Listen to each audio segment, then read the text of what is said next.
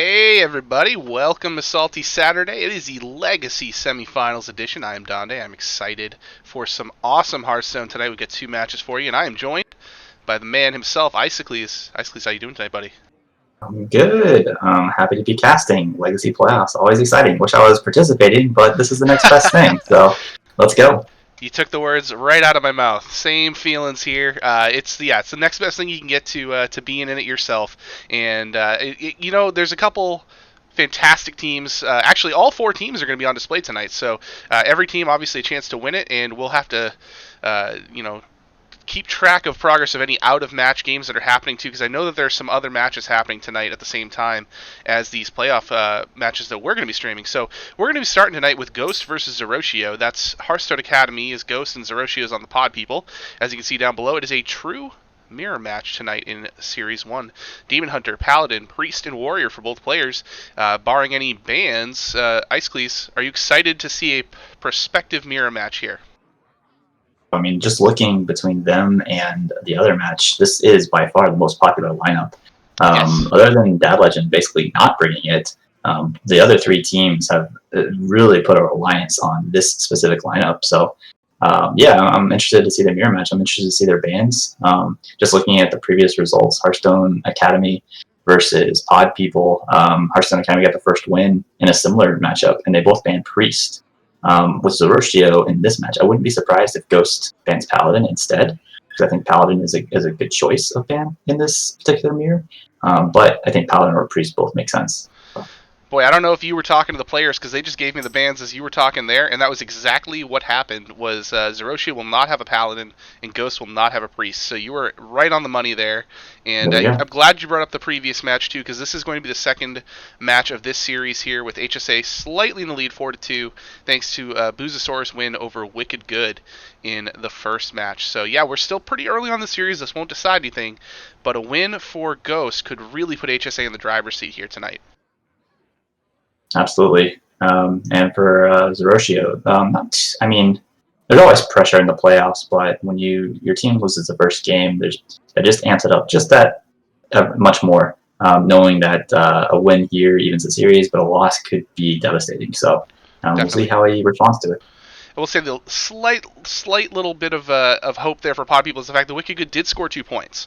So even if you do happen to lose, if you're Zerotio here, it might not be terrible, especially if you can win or lose like 3-2, get 4 points total, and then you're down 8-4. You're still in that fringe scenario where your team can win with only 2 series wins, or 2 match wins, I should say. So it is possible, but yeah, like you said, you definitely feel the pressure a little bit more when you're not in the driver's seat already. So with the players seem to be ready to go here. Anything else that you are looking forward to here before this match starts?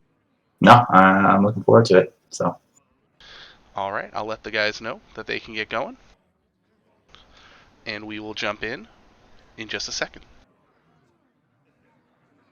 Barring any spectator jumping guns with any spectator bug errors or anything of the nature, yes. I'm really hoping that next week, when the big patch with all the achievements and profile and everything comes in, that they also include a fix for the friends list. That would be great. Hope. Not to be greedy, but it needs to happen.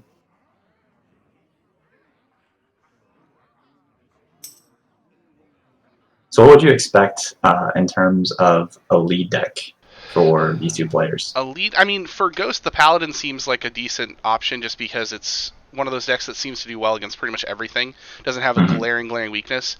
And that being said, I might, if I'm Zerotio, go with the well, I guess it depends on what warrior you bring, or priest, Yeah, if Zerotio is anticipating that, starting with the priest would make a lot of sense. So then definitely. You just wonder how much of a kind of mind game that Ghost pulls himself into. If he thinks that Paladin's the obvious choice, then priest is the obvious counter.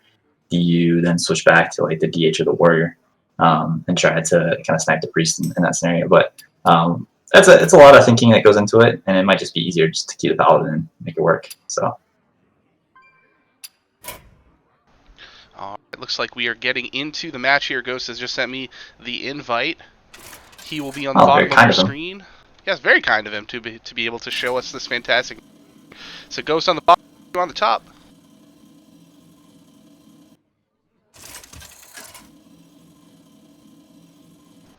Didn't appear to have too much of a spectator bug. Just wait for it to load. There we are. We are going to see a Paladin from Ghost and the Priest for Zerotio. So our initial assessment seems to be correct. Ghost leading the Paladin. Best matchups across the board. And Zerotio leading the Priest, anticipating that Paladin lead. So this is interesting with Zerotio, seeing the Kronks and Plague of Death, and Massive Spell too. I wonder if this is a Highlander Priest. Those are cards that don't typically find their way into, I guess what I would call a more traditional control priests that have been on ladder most of the way. So it'd be interesting to see if we see like the Zephyrus and Dragon Queen. Is this like a res priest, you think? No, I wouldn't think so. Not with Kronks.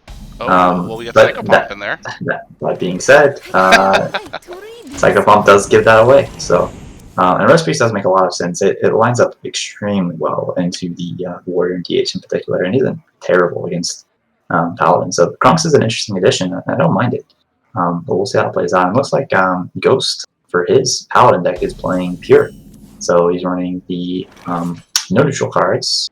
You can see the Lightborder Zealot in his hand, which is always a good start, as well as 2 Aldor Attendants Big hit, and yes. the Goody Two Shoes on 3. So this is a great curve for the Pure Paladin to try to end this game before the Res Priest can really stack up the walls.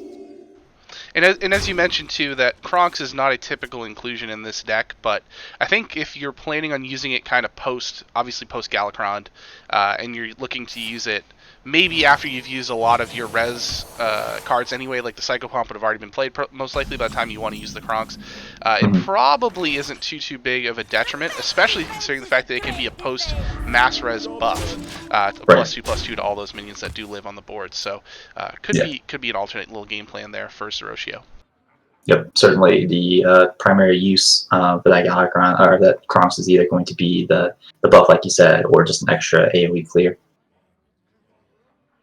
So this is kind of an awkward position for Zerotio. It looks like he's going to point a Massive Spell, just trying to make sure that he has some minions to play in the next couple turns, because with 2 Psychopomps in hand, he is really well set up to just make this Paladin's life miserable.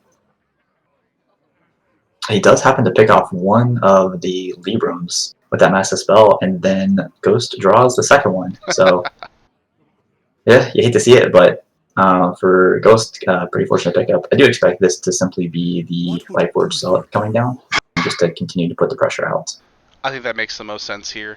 Just the best use of your mana, of course. Yeah, I mean, there's the option if you don't want to overextend, or if you want to keep a weapon charge online for later. You could play the other Libram and then the Braggart and the Hero Power just to save that Zealot. So he might not even play the Braggart, but I think you always spend the mana here. So. Well, I think it being a 4/4 puts it in that Priest awkward range there, where it can't really utilize any Shadow Word spells to get rid of it easily enough. Yeah, really good draw for Zerotio there. Doesn't clear the board, but it does eliminate one of the bigger threats and gives him a little bit of healing. So the other option, he could start throwing out some a penance or two, depending on what he thinks is the best way of dealing with this. Knowing that Ghost only has 1 card in hand, and that Pure Paladin, generally speaking, isn't a big draw class, you might opt to be a little more conservative with the AoE clears and just try to use the spot removal here along with the Hero Power to kind of maximize that efficiency. That's almost exactly what happened, and now we see a second Braggart get drawn for Ghost. Tempted to throw it out as well, but also, it's one of those higher value cards if you can pair it up with a Libram of Hope. But nope, he's going to go ahead and continue to push the issue now, and I think that might be pretty consistent with his option to play the first Braggart last turn. No, I think it's right. I think the 4/4 early is more threatening than a 10/10 late against Priest in particular. So it definitely makes sense to play it. After he played the first one, I think there's no question that he's going to just try to keep pushing the issue here. So for Zerotio, I wouldn't be surprised to see him start with the Renew, just to see if he gets some additional options. And going with the Vargoth first. So he'll get so he'll get 1 random Discover spell, And it won't be discovered. It'll just be a random spell, essentially. And if he's really lucky, he'll get the extra heal on his face. But a lot of targets out there, so... Yeah, unlikely for it to have hit, but he did have to heal here because that Lightforged Zealot would have been lethal coming down. Now we've got Blessing of Authority in hand, and I think that's probably going to be the play here. You got to kill that Vargoth. You can't just let that thing live this turn. Yeah, no, it's a good pickup. Allows him to put additional pressure on the board and kill the Vargoth and threaten lethal on the next turn.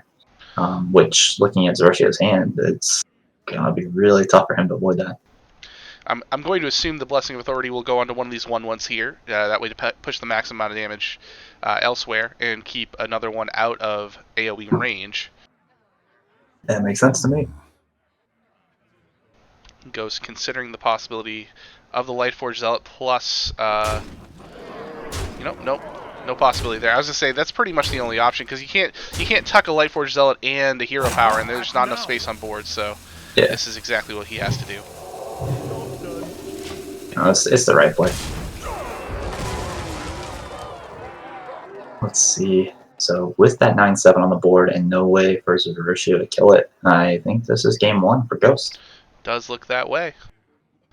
Just couldn't get to the later stages of the game here, where the Res Priest really starts to be able to take over. Yep, good plays by Ghost just to put the maximum pressure out. Brecker, like you mentioned, is a high value card in the later game, but sometimes it's just better to put 4/4 on the board, especially against the Priest.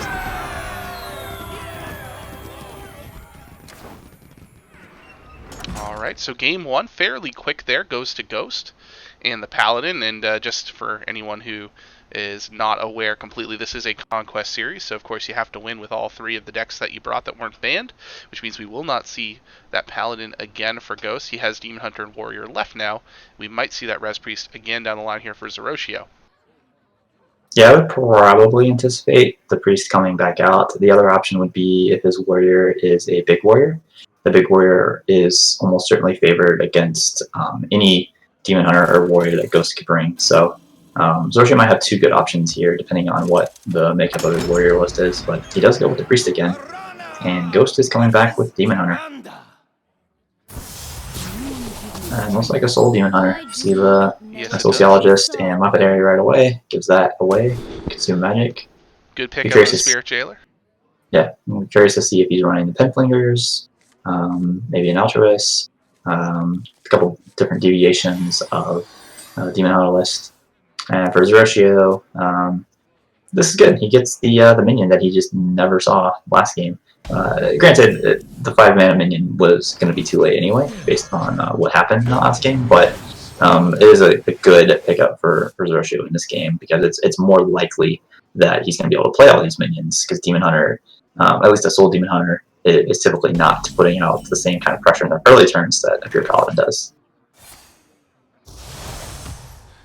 Yeah, as you mentioned here, Ghost was able to play that Spirit Jailer on turn 1, but turn 2 is just going to be a hero power and sink a little damage into Zerotio's face, but largely we're not going to start seeing these real big turns until maybe about turn 6 or turn 7 for both of these decks. And if you're Ghost, you're really hoping you pick up Kayn at some point, because you know there's going to be a taunt wall, and Zerotio's going to have the time to develop these minions at some point here. In the meantime, that Mana Feeder Panthara is a huge pickup on turn 3. Just basically exactly what you want to play. Get some draw, get some pressure, and make Zerotio a little more nervous. Not that 3 attack on the board is anywhere close to what he was doing with last turn, but interesting Zerotio opts to go for the Renew on this turn. I'm curious what he was going for, or just wanted to use it now versus saving it for later. Because now he's, he could have healed the full with just the hero power, but Scythe Split is a pretty good pickup here. It's going to be hard for him to stick a minion, even one as sturdy as Dimension Infiltrator or even Cartoon, just because the Demon Hunter is constantly going to be pushing out damage, but later in the game that could come up huge. Ghost, unfortunately, drawing that Soul Fragment a little early, didn't get any benefit of the heal, and now also it's not in the deck for any other purposes, such as that Soul Sociologist Militia in hand. And the Consume Magic right off the top can handle this 2/6 that would be otherwise kind of a pain here. Yeah, it's a really good pickup. And to your point about the soul fragments, certainly not the healing component that Ghost is concerned about. It's definitely the further use for the lapidary for Sociologist in this matchup in particular. Yeah, you need those to generate, more damage, of course, through the lapidaries, and there's going to be plenty of other cards in hand that will be able to go ahead and be utilized here. He's just going to Soul Shear. Doesn't feel like there is enough on the board to be too worried about in regards to a potential minion death here. And one of those Pantharas will be the target. Yeah, I think it makes sense to hold on to the Consume Magic, because you pretty much have to kill that minion anyway. I mean, it's just going to sit there and pick away at your board. So if you know you're going to kill it, then there's not that much value in silencing it. Right. Silencing it at Cartoon Defender is probably more powerful overall. And guess what he gets to do now? Yeah, especially on this Wand Maker, it does give him the option to potentially get the card draw off the Consume Magic if Wand Maker gives him something that he wants to play this turn, such as a Mana Burn or even a Twin Slice potentially. Pretty much everything but Philosophy is fine here, and hey, it's another Consume Magic. Another Consume Magic, yeah. So I would be very surprised if we don't see that Consume Magic come down right now. Okay. Really just stockpiling the silence effects. Yeah. So I think the thought process here is that he's setting himself up for a bigger burst of damage later and wants to keep those silences at the ready so that when he's ready to push through a ton of damage, that's the point in time when the silences can really make a difference. I think this is a pretty decent time to Galakrond, so you do lose the healing, but at the same time it does give you a little bit of armor, slight removal, but it gives you more options to play in the middle turns and kind of put a little more pressure back on the Demon Hunter instead of just constantly responding to their threats. But this is a huge threat for Ghost with the 5 3/3s and the 5/5.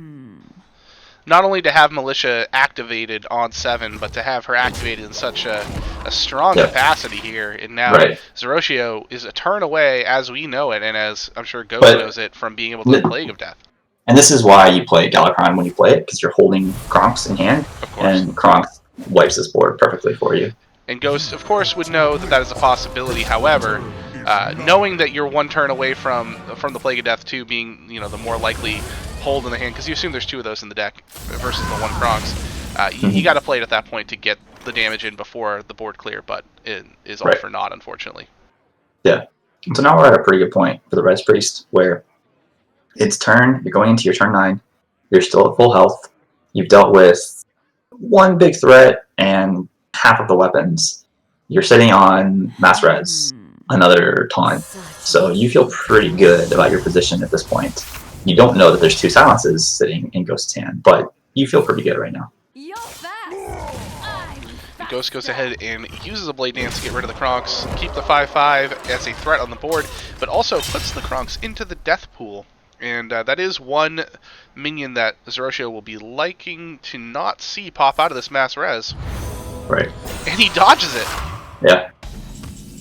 So that was the perfect outcome of the 4 minions that have died for Zerotio. Those are the exact 3 he wanted to see here. Exactly, yeah.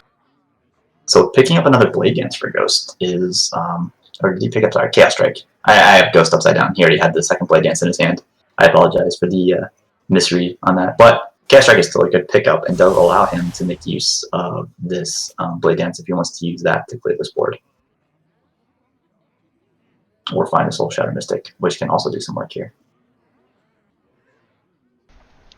Ghost thinking of how to get around all of the death rattles, and I don't see there being a way outside of using Kane this turn, but that doesn't get you out of death rattle.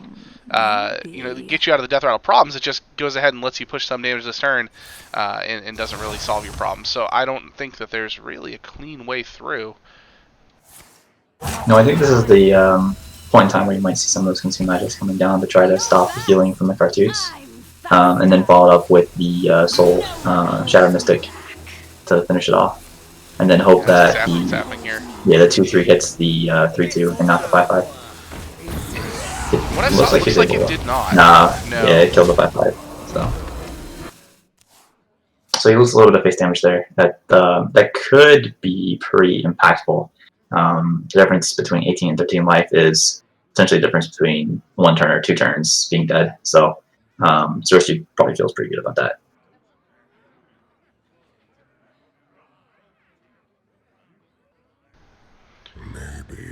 Now, if you're Zerotio looking through the options you have in your hand, he's hoping to stick something so that Psyche Split can get a little bit of action here. Clear the board, get that Kartoot down. I mean, if you can start chaining Kartoots, theoretically you can pretty much stay alive forever here, since there is kind of a cap to what Ghost can do for damage outside of just hero powering. And Philosophy is not the draw you're looking for, or not the card you're looking for off a Wand Maker. Yeah. So this will probably be Lapidary, hit the 3/4, Penflinger down the remaining body, and just Philosophy to bring back your Penflinger. See 5, 6, 7, 8. You can probably throw both Penflingers, one into the 3/1 and one into the face, but not an ideal situation for Ghost here. Probably don't bother to use the second Penflinger because you can just hero power at the same effect, and then you disguise the info in your hand. It's fair. Well, the only problem with that is you're using your first weapon swing to kill the 3/4. So it would be a difference of 1 damage in this particular scenario. But I do generally agree with that. Oh, no, you're right. I'm sorry. Yes. Yep. Math is hard. Ordering is hard. This is why I'm not in the Legacy playoffs right now. In a vacuum, I think that is correct, though, is to hold back the other Penflinger in favor of the hero power. So he does make your play of hero powering. So he does go ahead and disguise the Penflinger at the cost of 1 damage, which I think is fine. So I think this game is very quickly slipping away from Ghost. Yeah, not a lot of cards in hand. Would really like to see something along the lines of a Skull to try and refill a bit. But even with that, it's going to be tough to outdo Zerotio at this point, as he's already rolling pretty hard. A lot of resources in hand, a lot of healing. He could just go ahead and take Shadowward Pain, use the Aeon Reaver to clear the 5/5, and Shadowward Pain to clear the 2/2, and just keep the board empty. Wouldn't be surprised to see that throw away. No, it goes a little bit greedier with his line. Takes the Power Infusion, looking to make a bigger statement on the board with a potential taunt in the future. Or even a Vargoth casting it twice on an empty board. Curious here, is he going to Reaver the 2/2? Nope, he's okay. Let's say if he Reavers the 2/2 and then uses the Shadow Word Death on the 5/5, but nope. Double card to hand. Yeah. Nice pickup. Normally, you're not super happy to see a 1 mana Priest Minion off of your hero power, but when you only have 1 mana left and that card does something for you right away, sure. Makes sense. So this is a really tough spot for Ghost. There's so little he can do at this point. The Cannon's almost really not going to get value. I mean, unless you draw the Skull in the next turn or two, this could be an even series.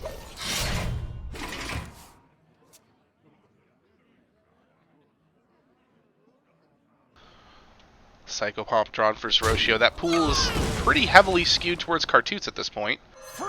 Yeah, but I think this is where Zerotio just decides to go aggressive. Oh my goodness, yeah, that's the play right there. Psyche Split, gonna hit a few more Psyche Splits. Oh my goodness, and this is that's quite the turn there, and I don't think it's not over this turn, but it's pretty much all but over for Ghost.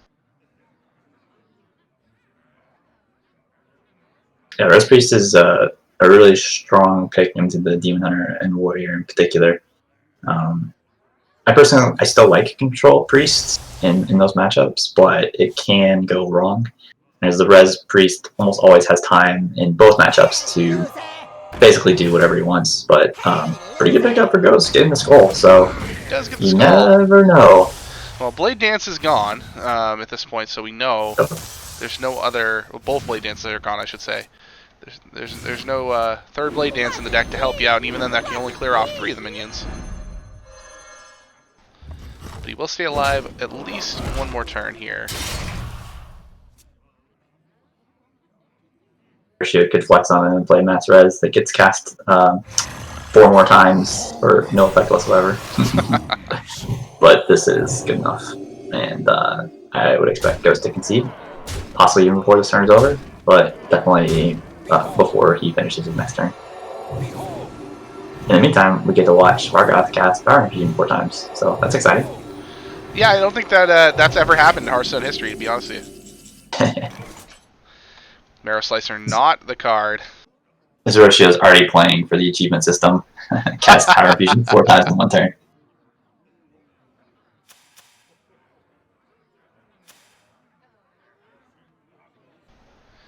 Let's see, what's the max damage he can get to? 2 Penflingers, Kane is 6 mana. I mean, there's not enough ways to bounce those Penflingers enough times. Yeah, it was unfortunate for him. I don't think he saw a Twin Slice this game. The 2 cards that he got for free off the Skull were both more defensive options, which you don't usually need versus Priest, so not what he would have picked. Yeah, so I think this one's all wrapped up.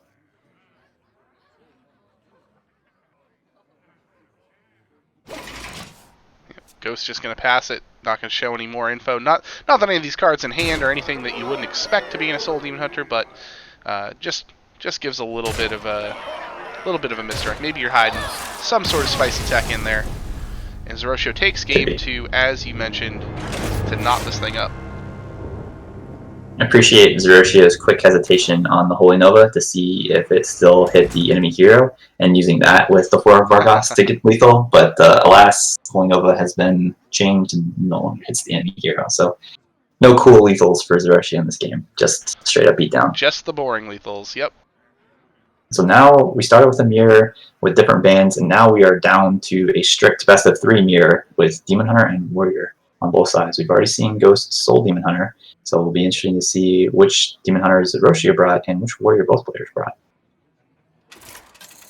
I would guess Zerotio brought Big, and Ghost, I don't have a lot of intel on him generally, but Big does seem to make sense in the context of these 2 lineups, especially with the Priest band, but Ghost is not playing Big, Zerotio is. So yeah, this is not a Warrior mirror. I'm guessing with the Bloodsworn Mercenary, we're probably looking at Rage Warrior? Control Warrior? Yeah, so this is so what Ghost is thinking here is you have the Skipper Armorsmith as a baseline, you have the Mercenaries, and what you're trying to copy with Mercenaries is Rattle of War. And that your expectation is that you get multiple Rattle Wars up against another Warrior and you win. For Zerotio, you kind of have the same idea, except you try to cheat your Rattle War out faster with Commencement, or potentially multiple Rattle Wars yourself. That is a hard word to say. Sorry. Rattle Gore. I should just roar. That's how I'm going to refer to Rattle Wars from now on. It's just roar. The Dimensional Ripper giving you multiple copies of it as well. So this game may come down to which player can get more roars out faster. And we see Ghost with all the defensive tools to start with. Blade Storms, Brawl, Shield Slam. Zerotio finds an Athletic Studies, has the Corsair Cache played as well. However, he's got a little bit more stuff to do kind of proactively. Well, there's Ghost finally getting something he can play with Evil Quartermaster and a Witchy Lackey. I'm very familiar with those. Yeah, so both players have ways of generating lackeys in this matchup. Ghost with the Evil. That's unfortunate. The 1/4 drop you don't want to see. The Evil Quartermaster giving Ghost lackeys and the Live Wire Lance giving Zerotio lackeys, so that can always be a wild card in this matchup. Kind of like Fishy Flyer here, just for the additional resource, but getting a cheap Kargath as well. Kargath is a really good minion in this deck, period, but in this matchup in particular, being able to just stack up the armor and have another big body. Oh, interesting. Okay. So, honestly, if you had told me before the series started that one of these players was bringing OTK Silas Warrior, I would have guessed Zerotio. But it's Ghost. So we'll see if Zerotio is in on this tricky tech, but this definitely could be an interesting game. Now, that being said, one of the classes you have a harder time doing this combo to would be a Warrior because of the armor gain. And also, as a big Warrior, it's likely that Zerotio is going to be able to put out some big minions to just chunk down Ghost's armor. He's not going to be able to build it up to the same level that other classes might not be able to deal with. So we'll see. We'll see how this plays out. But definitely interesting to see. I'm excited to see where this game goes now. Yeah, I've played around a little bit with the OTK version of the Control Warrior deck, and I've played against the Warrior in matchups, and it definitely seems to be one of those things where you're probably not killing them all in one go. Like you said, the armor gain is just too much a lot of the time.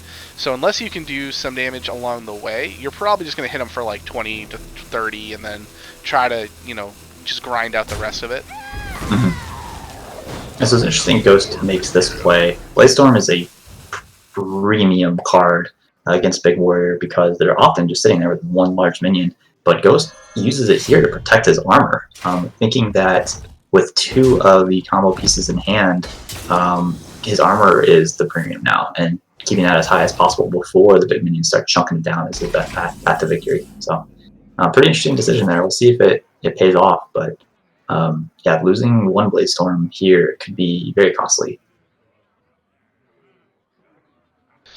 And this is going to be another. Pickup is pretty useless in this scenario here. Yeah, holding Galakrond already, it's just a body, wasting all of the value from it. I mean, this is probably just armor up and pass at this point. Yeah, it feels bad, but that's really it. So for Zerotio's Moment of Truth, he draws it. I was about to say, like, he needs to draw commencement so he can coin it out, and he does on command. That is a huge pickup. Let's see if he opts to choose that play. The coin is still valuable just to skip ahead to the Dimensional Ripper turn on 9 instead of 10, but I think it's just way too good to play commencement right now. Pretty juicy draw. I think I would do the same. And what are we going to get that Kargath Prime? Yeah, pretty good pickup. Not bad at all. Could eat the other Bladestorm here. I wouldn't be surprised to see that be the option for Ghost. Again, the way he valued the life gain, killing off the original iteration of Kargath, no shot here that he wants to kill off this 10 attack minion as well. Yeah, that's almost a no-brainer decision. It's unfortunate you can't play the Galakrond of your own this turn, but it's still much, much more preferred than taking 10 to the face next turn and losing your potential OTK. So Plague Prodric is a really good option. Players like Keyshot have incorporated that into the big deck list itself. So even though he can't play it this turn, it does make sense that he picks it up. So the one thing that we hadn't mentioned yet is that Bulwark of Azzinoth, that Zerotio's whole thing, that could make Ghost's 1 OTK basically irrelevant. He'll have to find ways of dealing damage in small bits and pieces before the OTK, which could prove challenging. So that card that Zerotio is holding out right now could be game winning if he has any inkling whatsoever of Ghost's ultimate plan. Another just straight armor up. Yeah, I should probably signal to Zerotio that something is a little amiss here, but he'll be content to just go ahead and play that Troublemaker down and get 6 more damage to face alongside the 2 minions that were already on board. But here's the Brawl. Yeah, it's interesting that Ghost opted not to play Galakrond, thinking that he still needs the hero power. That was such an important win for Zerotio too, because he would have burned a card with the Fishy Flyer going back to hand. Yeah, I mean, there's not too many cards you'd be super unhappy about burning. Probably Rattlecore, most notably. I think anything else, most of your big minions, you have some alternatives for. Your removal He's holding both dimensionals as well. Oh, no, yeah. He's gonna use it. Oh, wow. The Rattlecore, just as we said. Oh, no. What a decision by Ghost. Fortunate. But yeah, I agree with Ghost play there, 100%. So he has chosen now that the OTK is not happening, and instead he wants to play Prodric. So pretty interesting use. A good switch there to be flexible with this list and understand that OTK is not really possible. So just take the minion that is the most annoying for Zerotio to deal with, especially having seen the Rattle War disappear. So. And the Drake is gone. What will pop? A 70 with Taunt the Rafam. Not a bad pull there for a 7-drop.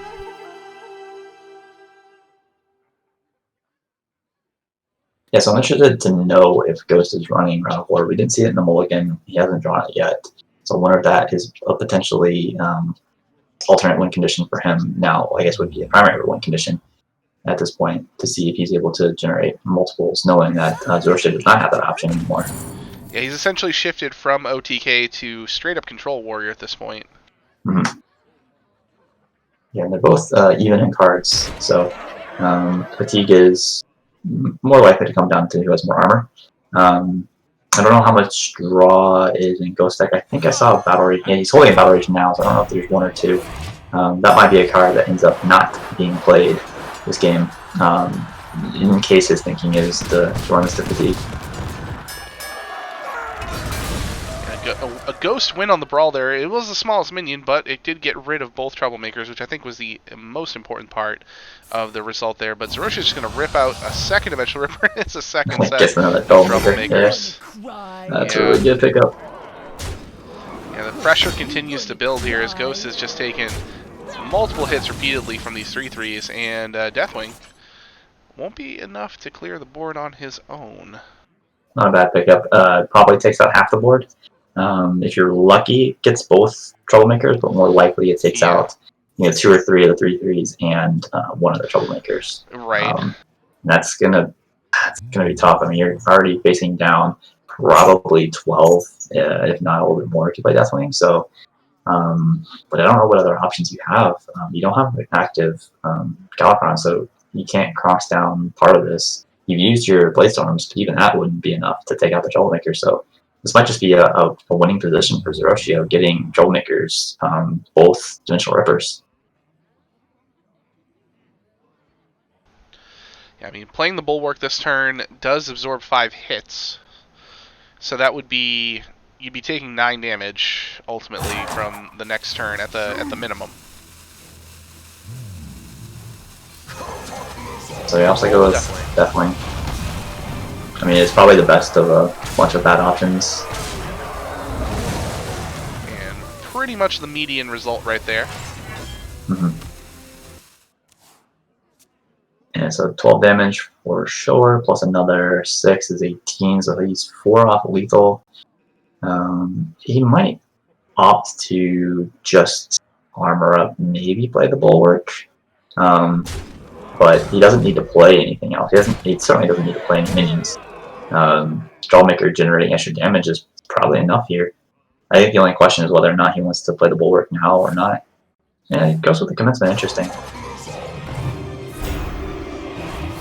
Well, you've seen all the board clears that are going to be realistically in Ghost Deck at this point. Mm-hmm. That's true. Yeah, both Brawls, both Playstorms, so just kind of seals the game away. Whether he played it or not, I think he was winning this game almost 100% of the time. So, yeah, I suppose I don't mind that.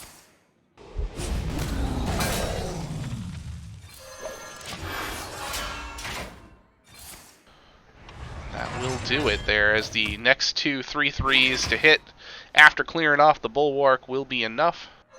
And you could just have it on board with using the Bulwark as an offensive tool to pick off one of the charges. If you don't want to have that type of style, then yeah. I like using the Bulwark to chip away at the Bulwark. The Zerotio takes game 2, so he will be left with his Demon Hunter against Ghost's Soul Demon Hunter and Control / Silas OTK Warrior. I think one of the most important things here, too, to note is now the use of Silas. Since Zerotio knows now that that's an OTK deck, or at least that's the intent of it, he can play a little bit differently with his Demon Hunter here to, which we assume is a Soul Demon Hunter. We don't know for sure. We haven't seen it yet. But it does give you much more information going into the match, knowing that Warrior is one of those classes that has so many different archetypes. Right. That's the match we're going to see. Yeah, to your point, a Soul Demon Hunter against a Control Warrior without Silas in the deck, as the Demon Hunter, you might not care too much about your life total. And your intent might just be, okay, beat him down, use my face to control the board, potentially, if there's something in the way.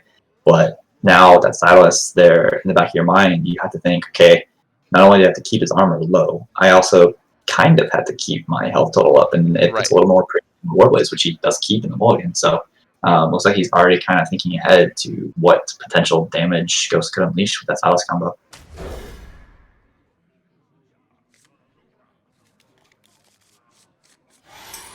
For Ghost side, keeping the Skipper Armorsmith is pretty nice.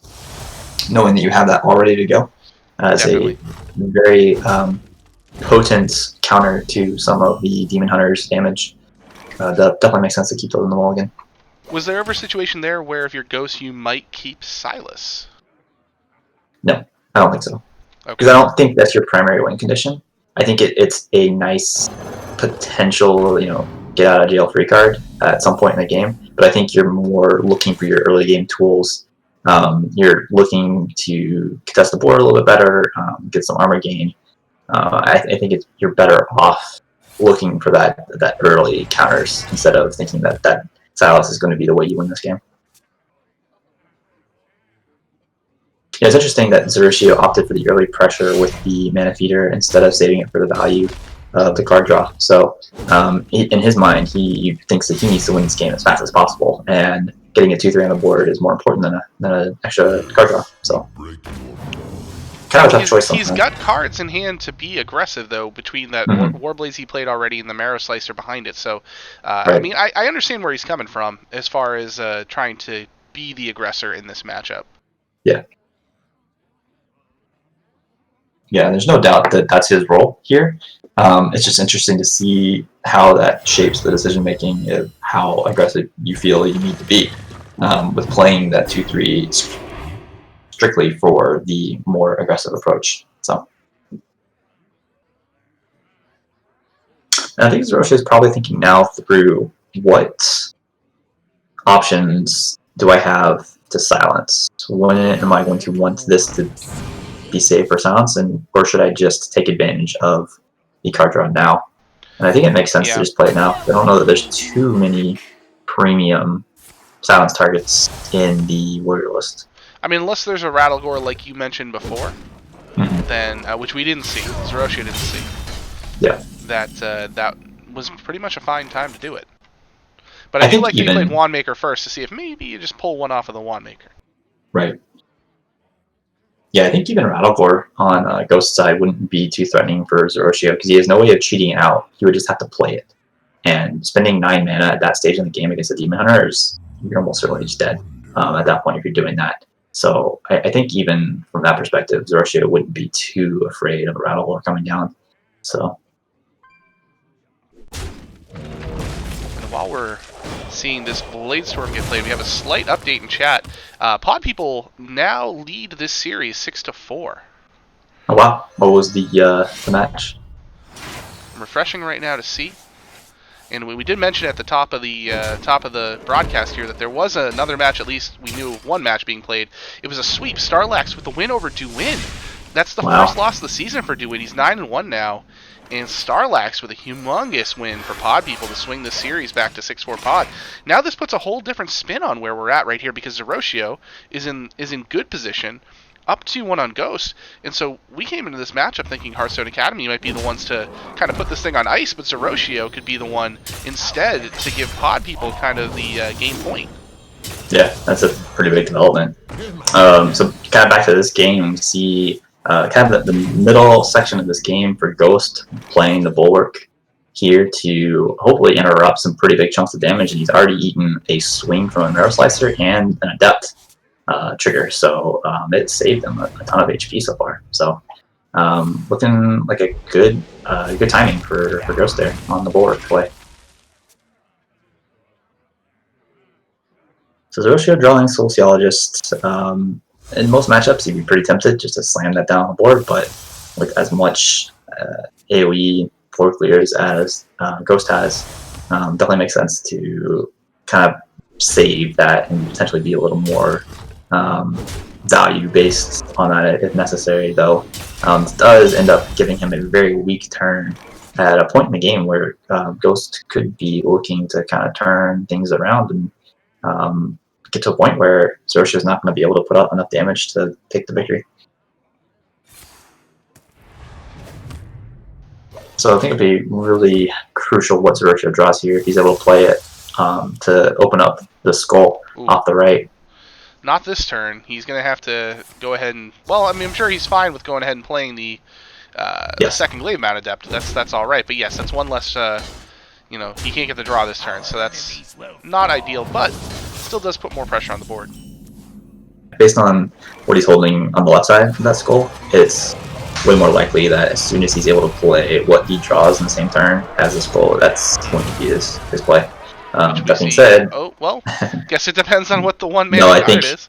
yeah, I think it changes things now with the Deathwing on the board. With only 5 life, very easily could just be either the Sociologist, just to clean it up, or the Soul Shear. This I could like be the Soul Shear into and the Sociologist. Get 2 more 3/3s. Well, effectively, lets one of them live instead. Yeah, no, I think this is the correct play here. You are going to eat the AoE, but you at least got some value from your Sociologist, and can at least put something that needs to be answered for Ghost here. Well, is this a risky skip or Bloodsworn Armorsmith turn here now for Ghost? It's a lot of armor that could be gained. It will clear off the 3/3s. Yeah. Certainly the other option would have been a Brawl, but yeah, I think this is totally fine just to go ahead and launch this down. I think the one consideration for Ghost is you would really like to have Battle Rage go along with this, but I mean, this is just really powerful. Yeah, hard to pass up this type of armor. Surprised you did Bloodsworn instead. One of the Armorsmiths, but that's still quite a bit of armor. No hesitation from Zerotio just throwing the Sociologist face. I wonder if he's looking at the Mystic as a follow-up here. And everyone's favorite philosophy was the card off Wandmaker. You know, my mind is poisoned from seeing the Wandmakers for myself always be philosophies and my opponents always have Twin Slices, but we haven't seen a single Twin Slice tonight. Yeah. So Zerotio is leaving 3 Armorsmiths on the board, which is understandable, but also super risky. And the Rattlegore. Remember what I said about not being able to play a Rattlegore because for 9 mana, if you do that, you're probably just dead. Well, this is a good situation for Ghost to be in right now, because he very well could just play the Rattlegore now, trade the 2 1-health Armorsmiths into the 5/2, and maybe bump the 2/2. And then just drop Rattlegore. 2/2 first, for maximum armor gain. Yeah, this informs the decision to hold the Bloodsworn Mercenary because that Rattlegore now, we see that being the prime target for Mercenary the rest of this game. Absolutely. So he does not to clear, not bumping. Yep. Yeah, that's 3 armor that may or may not make a difference. We'll see. Well, plus that gives him a 2/2 to hit the 9/9 into, and a much chunkier Bloodsworn Mercenary Rattlegore next turn, if that's the route he goes. But it looks like this could just be, well, Zerotio, I was going to say, could clear the 9/9 version with a Charge Shattered Mystic, but really at this point, what are you doing? Yeah, like, what's the point? Yeah. You're going to get Rattlegore for 8/8 next turn anyway. Right. Hey, look at that philosophy. He's going to get some value there on the Spirit Jailer. Yeah.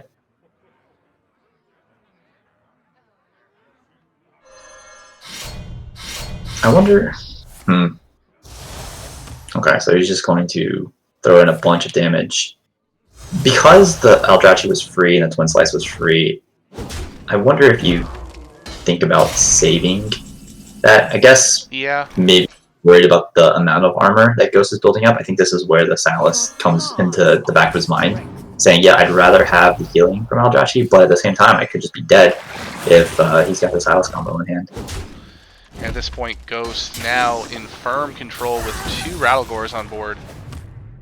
Yeah, I think at this point, Ghost, win condition is just roar!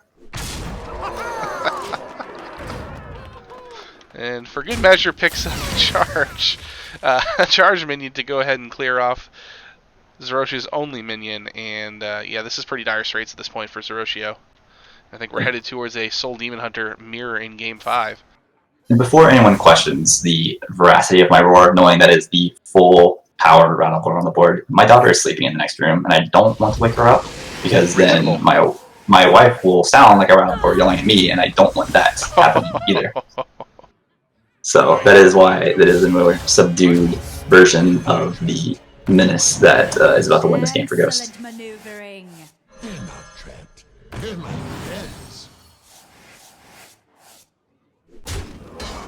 we're looking at a tied series. The best works in Hearthstone. Game 5. Your game 5 is a little bit different than Brushy Tuna's game 5 in terms Again. of again. Very valid reasoning. If I was in a hotel room right now, I would absolutely just let loose with the Brushy level game 5 hype machine. What do you think the people who are in the rooms next to him think? They're probably used to it. It can't be the same person all the time, but still. Who knows? But it will be a Demon Hunter mirror, so we will see Soul Demon Hunter for Soul Demon Hunter. And one thing that I will note, having seen Zerotio, what I would assume is most of Zerotio's list, we did not see Pinflinger, whereas we did see that in Ghosts. And I do like that in the mirror. I think it's a really good way to just get that extra damage that can make all the difference in the world. So, not knowing if Zerotio has the Pinflinger or not, I would initially give the lean to Ghost just based on that card. That being said, very well could be in Zerotio's last 15 cards. So, half the deck not being seen could be there. But Zerotio takes the honorable final lethal, and we're on to game 5. Yes, we are. Soul Demon Hunter Mirror coming your way. And this is only Series 1, just for those tuning in. This is only Series 1 of the night. We do have a second matchup coming as soon as this one ends. So, but we're not trying to rush the players to a conclusion here because this has been a very entertaining series. Absolutely. And you happened to mention getting updates in the chat, and it reminded me that I should probably go ahead and throw the Twitch chat on the side so that from 10 minutes ago I can see everyone trash talking my Radical Roars. Ah, yes. Fortunately, no Radagors in this game. I don't even know if it's possible for a Demon Hunter to discover a Radagor. I'm going to assume that it's not. Only one of us will. They can do a lot of things. Demon Hunter's pretty broken, but probably not that broken. So, both players given reasonable options to start the game with. Wand Maker for Ghost and Spirit Jailer Chaos Strike for Zerotio. So, this looks to be a pretty honest mirror, at least off the start. Ooh, and the Spirit Jailer, great draw for Ghost. Gives him that turn 1 play, the only turn 1 you really want to do as the Soul Demon Hunter. And Zerotio will counter, I would imagine, with one of his own. Yeah, absolutely.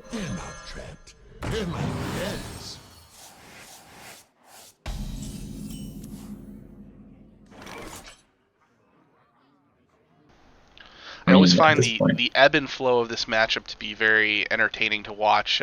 Frustrating as a player sometimes because of all the healing. And just when you think you're so close to getting your opponent into that lethal range, they pull off the Warblades and end up with a big heal. But as a spectator, it's very, very interesting to see those resources and to see the the way everybody manages the health totals in this matchup, because it is very, very key to winning it. Yeah, it's interesting that the Ghost opted to go with the Chaos Strike off the top. He gives out the extra card draw instead of playing the Wand Maker, the body on board. So I think there's merit to both plays. But it almost certainly leads to the Wand Maker the next turn, and Zerotio just have the Chaos Strike of his own. And also go face, so giving no respect to a 1-2, which is totally fine. I think in general that's not a bad idea.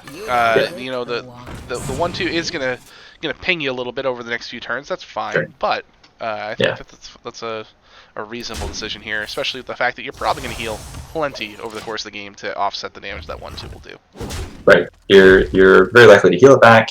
You're likely to just accidentally kill it with a Blade Dance or Sociologist. You know, there's really no... Yep. Yeah, there's not much of a threat from a 1-2 sitting there. So, is he going to Blade Dance these two minions? Wow. That feels fairly aggressive to me. I did agree with the Chaos Strike going face. The Blade Dance there is... I wouldn't say it's questionable, but it's definitely... Like, Zerotio has an idea in mind of how he wants this game to go. And it is putting as much pressure as he can. Like, he's basically just already turning this into a race. So, I don't think he's going to hold back this Marrow Slicer swing the way that Ghost just did. But, yeah, the way that Zerotio is playing this, he is all in on ending this game ASAP. Such a beautiful. And I'm wondering if Ghost is now feeling that maybe he has to compete a little bit. yeah, it's interesting that the Ghost held that swing.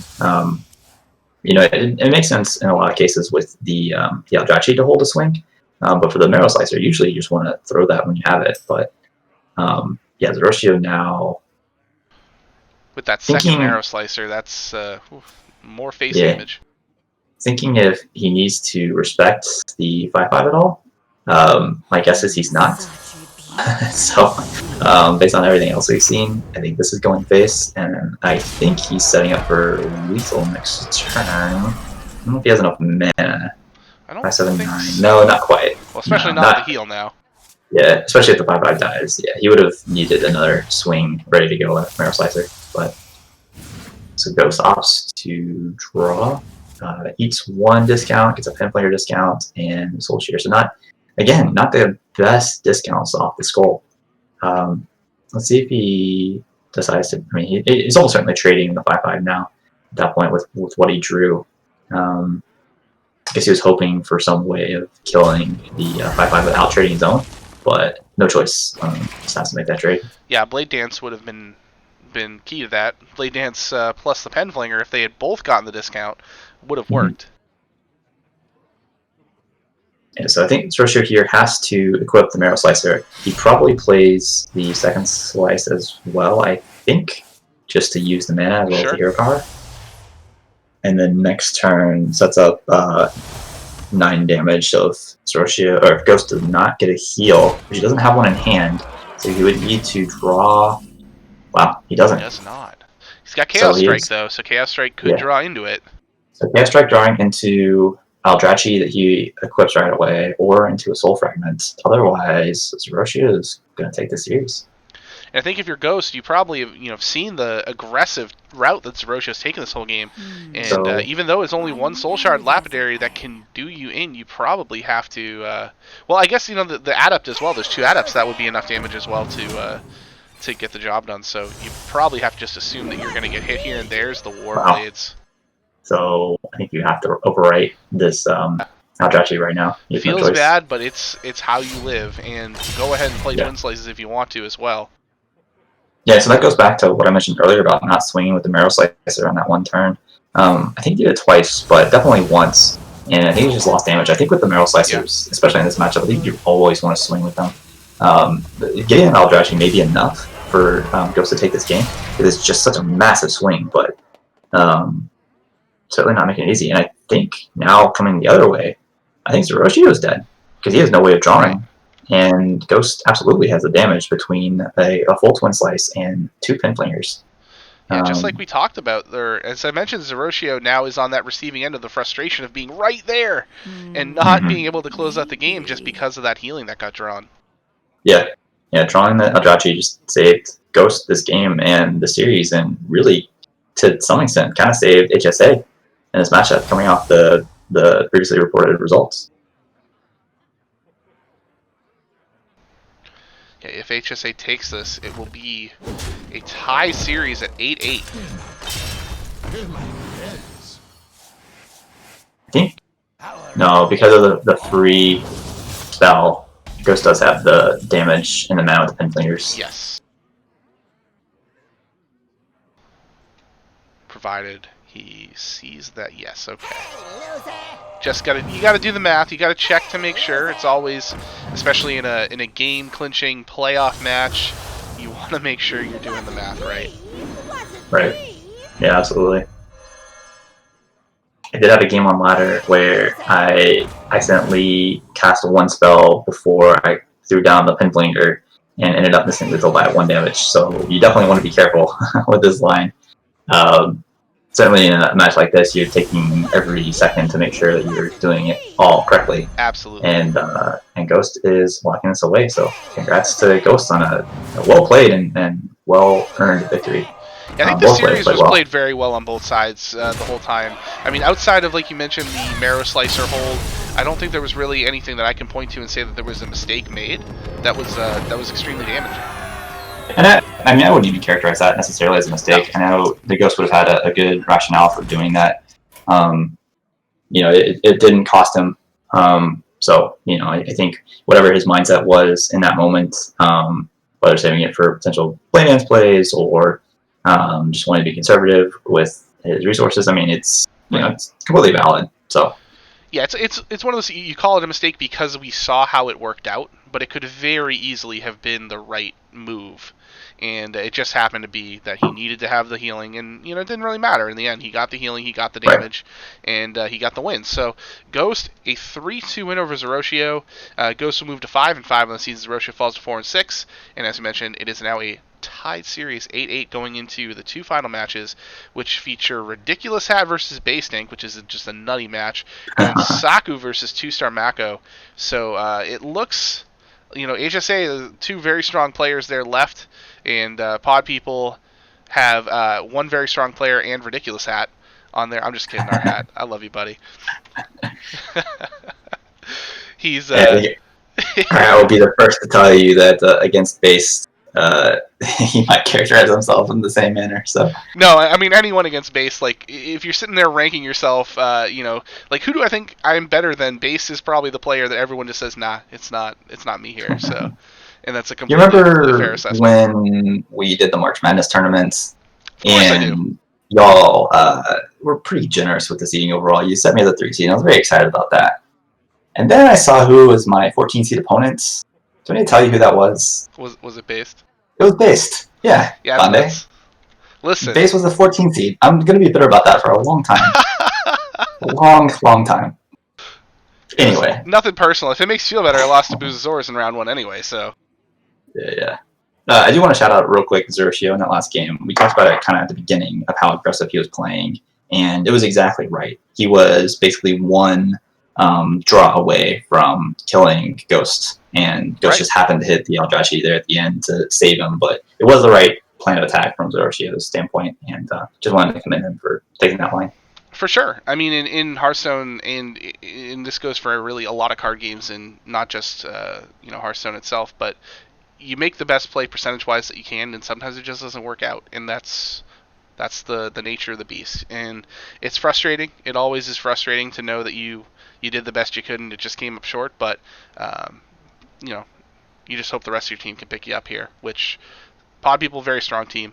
No doubt that this is going to come down to the very, very last game here. So I'm excited to see how this works out and who gets to go to the finals, but we're going to see who they get to face, of course, potentially here in this next series, which I'm going to go ahead and swap us on over here to Yellowdart versus Astralfrog, DadLegend versus Dirty Mike and the boys. And now I refreshed to make sure there were no other results here, but DadLegend is currently leading 8-3. So on Zabe, 3-1 win over Fuel. Your Mumked, 3-2 win over Surlos, and that means the DadLegend can effectively wrap this series up with a Yellowdart win tonight over Astralfrog, provided it is, if it's 4, it's 12-5. So yeah, it would be it would need to be at least a 3-1, 3-1 win or better to guarantee a win, because then they would have 3 series wins, which would mean a tiebreaker would go to DadLegend. So yes, a win, convincing win would be enough. So this one, a little bit different in terms of lineup. So we're looking at a Demon Hunter, Paladin, and Warrior for Yellowdart. Demon Hunter, Paladin, Priest, and Warrior. So the same lineup for Astralfrog that we just saw in Yellowdart, bringing the Hunter instead. So let's talk about that Hunter a little bit, Icicles. What is the reason for the Hunter bring, and what do you think that Hunter is? I think, so just full disclosure, 2 things. First off, we won't be seeing any other results from this match tonight because Myanodon and Tony Montana playing tomorrow, as well as Clarity versus Lefty. So the last 2 matches are taking place on Sunday.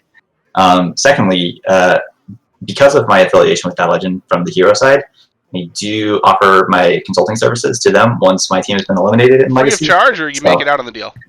No, it's just generosity. So I do happen to know exactly what Yellowdart is playing and why he's bringing it. So I can say, just generally speaking, and I don't think this is any surprise to anyone that knows Yellowdart, he just likes Hunter better than Priest. The man who has associated himself with Leroy for so long definitely prefers a more aggressive plan than what Priest usually has to offer. So that is the thought process behind bringing the Hunter. It's I mean, I wouldn't necessarily characterize it as a comfort pick because I think Hunter is still very strong. Agreed. It can sometimes run into trouble against some of these classes that are pretty common, but it can have pretty good matchups against Priest and Warrior in particular. So yeah, so we'll see how it plays out. But I do know that just generally speaking, Yellowdart prefers Hunter to Priest. So, and I don't think I'm shocking anyone by saying that. All right. Well, I appreciate your restraint and not giving us all the info, but this will make casting it a little bit more fun for you because you're going to sound like a prophet when you're telling us certain things that are coming up in the decks here. So that should be fun here. I am definitely looking forward to seeing what that hunter is because I know pretty much face or the Highlander hunter, which is still aggressive. Tends to be the two main choices of hunter players at this point in time. So I would imagine it would have to be one of those. Notify the players here that they can go ahead and ready up and ban when they are ready to do so. So at this point, we are just kind of waiting here to see if there is any other results. I don't know if the other HSA games are happening tonight. They're not, to my knowledge, but you know, Saku's probably already in bed by now, to be honest with you. Yeah, no, I don't. I didn't see in the schedule what is taking place tomorrow. I know Hat and Based are both pretty stream friendly, generally speaking, so it wouldn't shock me if they had scheduled their match specifically to be on stream Sunday night. I don't know if you have different information on that, but I have not heard. Well, I mean, I know Saku's not casting himself on Sunday night. That's for sure. yeah. So, but while we're waiting for the bands to come in here, I will say one little feature that so we can avoid some of this confusion and well, I guess it's not confusion, but just the general lack of knowledge on the schedule is an option for people to put in when they're playing, so that it appears on the website automatically next season, just in like a separate page there, so you can say when you've put your classes in or you put your decks in, if it's pro or wild, you can say, yeah, I'm playing on Friday at 8 p.m. Just so that way people know when the results can be expected to start to come in, so you can kind of check and see what other matches are affecting your team. So just kind of a neat little feature that we're working on for next season. You already have that built in terms of people that are willing for their matches to be streamed. So you kind of already have that choice. So people are used to seeing it. But I guess now what you're saying is that everyone puts their match time in and then separately selects whether or not they're willing to be played on stream. That makes sense. And of course, not everyone will have all the details ironed out by the time they submit, of course. But it should matches can be rescheduled. Gives you a pretty good idea of when the matches will be played. I think it's just more information, more hype that can be built around the matches, and just in general makes it's nice to have a schedule. We're a professional organization. We should have a visible schedule out there whenever we possibly can. So I like it a lot.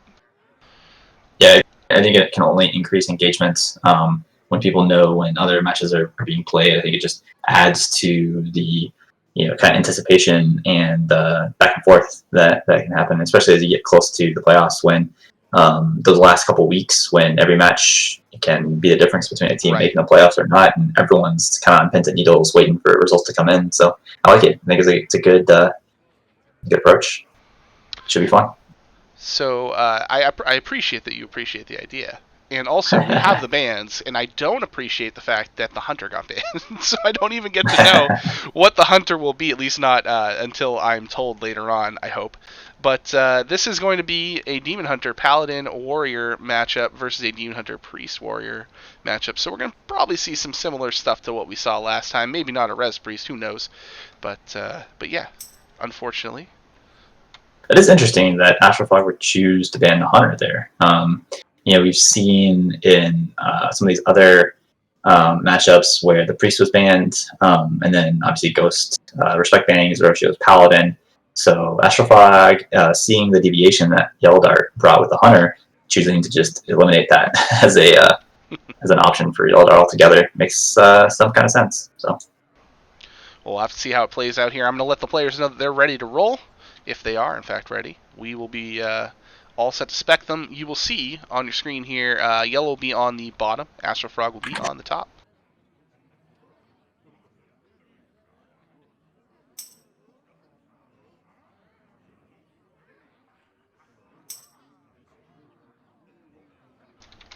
Alright, they've been notified.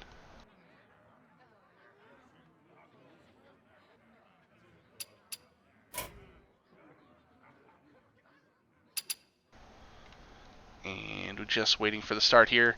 Hopefully, no issue specking them. Yellowdart is, of course, near the bottom of my friends list to make things as difficult as possible when things are bouncing around. Absolutely. Same as Zerotio. I appreciate, two of the back end of the alphabet players being on stream tonight. Yeah, it's just how it goes sometimes. Indeed it is.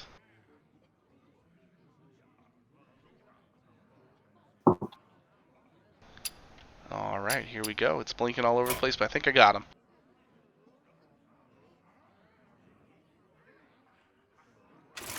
We don't have the option to spec Astralfrog yet.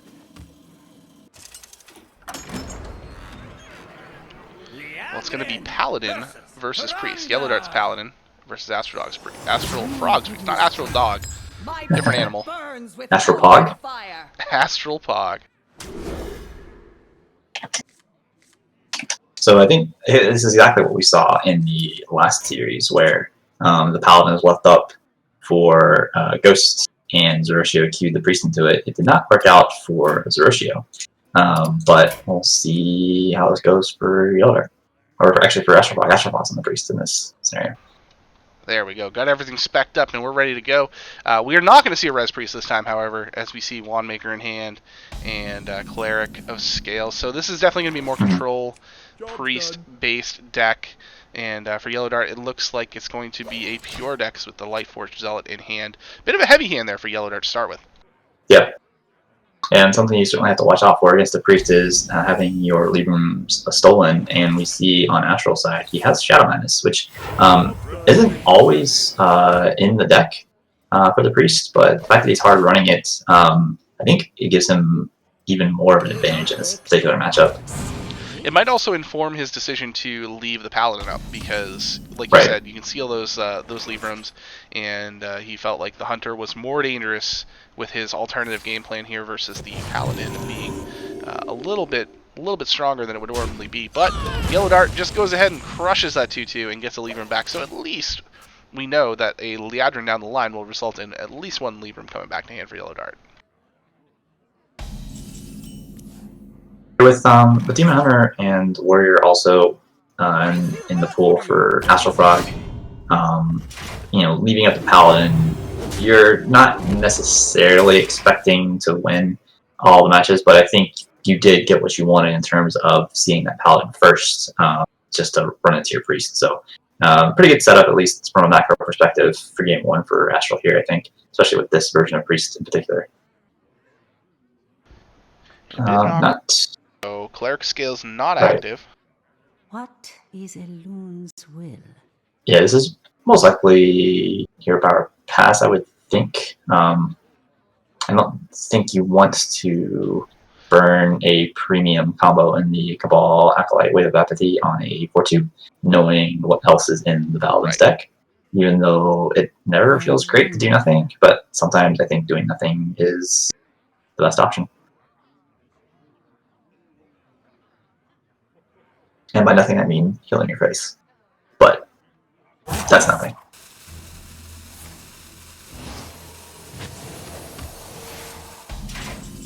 And for Yellowdart, I mean, honestly, you are trying to kill this Priest as fast as possible, just to deny them the agency of stealing all your stuff, playing Soul Mirrors and Merzons and all the things that give them all your stuff. So you want this game over in the next probably 2 to 3 turns, if possible. It's very difficult to manage that with Wave of Apathy and Lifesteal and Yoink and everything else, but you kind of have to try. Your mind is not your own. Here comes the... Yeah, it's just he's playing it now. I mean, I think, to my previous point, knowing Yellowdart is trying to kill you as fast as possible, you don't have a choice of hanging on to that Yoink combo for something more valuable. You kind of just have to go for it, just to kind of stem the tide of the damage you're running up against. He does end up picking up the taunt off of it, which is the preferred minion. You're going to probably see Allura here. Become the hero. And maybe probably play the first day of school first here, since he can always just follow up with the Libram after. But I would expect, I kind of expect Hand of a Doll, I guess. I think he wants to kill the 1/6 while it's still low attack. So Oh, I guess from that perspective, it makes sense. So this is the high roll. that is the high roll. This can be difficult for a priest to deal with, especially with one wave left beyond. Fortunately for Astralfrog, he has both the second wave lefty as well as Soul Mirror along with the coin, so he can fairly cleanly deal with this, depending on what he wants to do.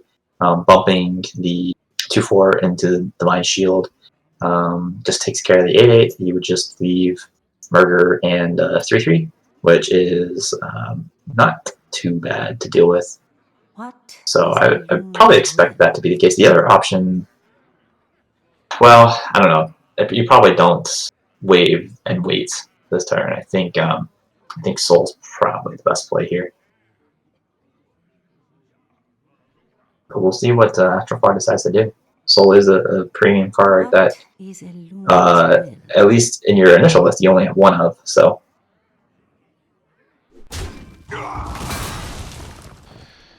We are going to see that raised. Oh, no. Pulled it back. Never he has the mind. hand space to do it. There it is.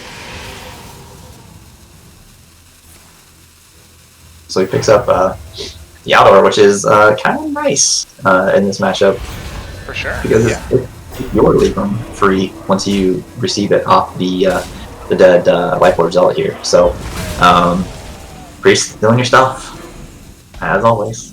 Yeah, I was saying. Tell me something that's new in 2020.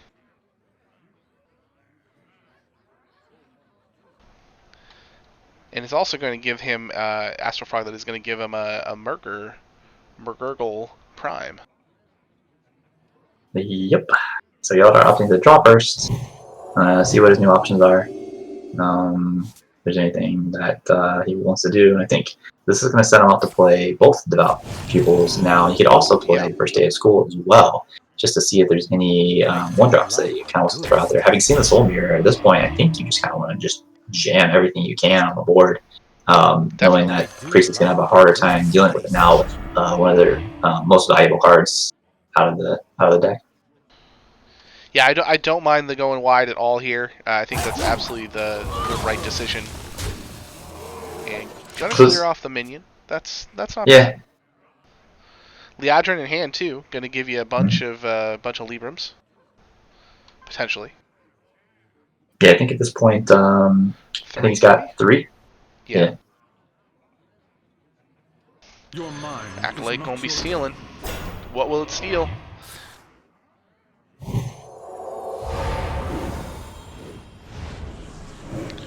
Hits the 50-50. Yeah, for the most part, they're all pretty good options. I think Astral probably would have told you that he would have preferred one of the taunts. But even getting Allura to get an extra Libram in his own hand, or getting Murder to both give yourself one down the line and deny your opponent's Murder, could have been pretty valuable. So I think that was just a premium selection of Every options for Astral there. And I don't think he would have been too unhappy with any of the outcomes.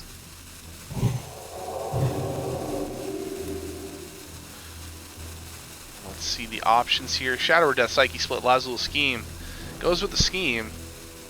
Yeah, scheme makes sense because he's still sitting on another Acolyte and probably a Shadow Priest as well, potentially. So, And Shadow he Knights. Lifelord Zealot's pretty good option here. Lifelord Zealot, pretty good option here just to kind of power through this power on the board. But yeah, starting with First Day of School, obviously, just makes the most sense. Former Sharpshooter, you cannot throw 1/1s at your opponent, so that does not help too much. But the Lightborn is not too bad. Hear me out. Wouldn't that be an amazing interaction if that was possible?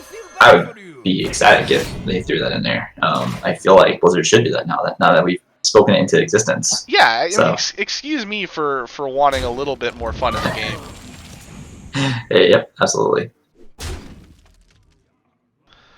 You could even interact it other ways. So you could, for like the Warlock hero power, you could throw the 2 damage at your opponent and be like, you draw a card, but you take 2 damage. That would be interesting. Yeah. And for Mage, it would do nothing. Poor mage. I think mage is okay. So, kind of the stage of the game where priest starts to get incredibly annoying. I mean, we've already seen some pretty annoying Oh, that's shenanigans already. now? That's this part of the game? It's only getting worse. Lazul Scheme and Shadow Madness combo off the bat to, again, deny Yellowdart that murder. It's pretty good starts. You've got 3 elite rooms of your own now coming through, so that's going to be fun. You're sitting on a Murzond, so whatever Dark does, you can at least match with an 8/8 of your own. So yeah, this is gonna get annoying for Dark here. Yeah, Priestedin is getting all the cards it needs right now. You're certainly at the point, especially with losing both murders. That's pretty massive. Because if this game does drag on, it clearly looks like that's where we're headed. Murder does give the paladin that extra win condition. If the priest is used, Soulmere doesn't have the options of dealing with it. You can just overpower them, but they're both in Astral's deck, not in Yellowdart's deck. So it's pretty unfortunate. I think right now Yellowdart is pretty much locked into this Yadrin, giving him enough to get the victory. Right. And even the one downside that you have for the Pure, and the reason why I personally prefer the Broom version, is the Pinflingers that make the Yadrin just so much stronger. I agree. We are seeing, however, First Day of School paying off in a big way with the Light Warden just ramping up the damage. And at the moment, Astralfrog does not have an answer for it. Playing Murzond isn't It does get a taunt on board, which is helpful. I think Yellowdart would still have the damage that gets through it, because he would have Liadrin giving a whole bunch of Lee rooms. There would almost certainly be a way to navigate that and just clear it and send the rest of the damage to base. So that is, of course, something that Astral can't know, that the Liadrin is the one card in hand for Yellowdart. But, yes, if playing around all possibilities, picking up the heal there is nice, because Astral can heal and play card 2 Defender and potentially just at least get through this turn. Yeah, but he's going to opt to merge on. Shout out to Zerotio hitting Legend. Congrats. Shocking nobody. We will see the Legend come down, beef up that taunt just a little bit. Oh, cheaper Librams. Play Liadrin. I think we can probably play Outdoor first. I don't think it changes anything. I'm thinking he's got one hand of it all. Yeah, one hand of it all. And that Libram of Hope is not coming back to hand because it was played via Abyss. So you play the Libram on the 6/3 here, hit the 7/5. That's going to clear it off. Set it back to your hand. And then you got 4. You've got 10, 11. Yeah, that's enough damage. I mean, it was especially drawing the Libram. Now it's over. Yeah. That was over before. Yeah. If you killed off the Light Warden, you would have had enough damage. Yeah. So yes. So Yellowdart, as annoying as Priest can be, sometimes you annoy them with what is traditionally considered a Priest minion. The Light Warden coming up big for Yellowdart, taking game 1, and what is generally thought of as an unfavorite matchup. So good start for DadLegend. Yeah, that was definitely heading in a direction that, as you mentioned, it looked like Priest was getting all the tools it needed, and it was going to be able to just take over the game and choke the Paladin out of existence, but that Liadrin was exactly what Yellowdart needed. So yeah, 1-0 now. DadLegend looking strong. So we didn't mention at the time, it sort of crossed my mind, but looking back, absolutely, I wish I'd said something. Astralfrog made the decision with the Lazul Scheme Shadow Madness to steal the Murder when the Light Warden was an option. And he could have stolen that and just gotten rid of it. So he was thinking long term. Yes, what I did say at the time is Murder being a great win condition for Paladin later on if they get to that point in the game.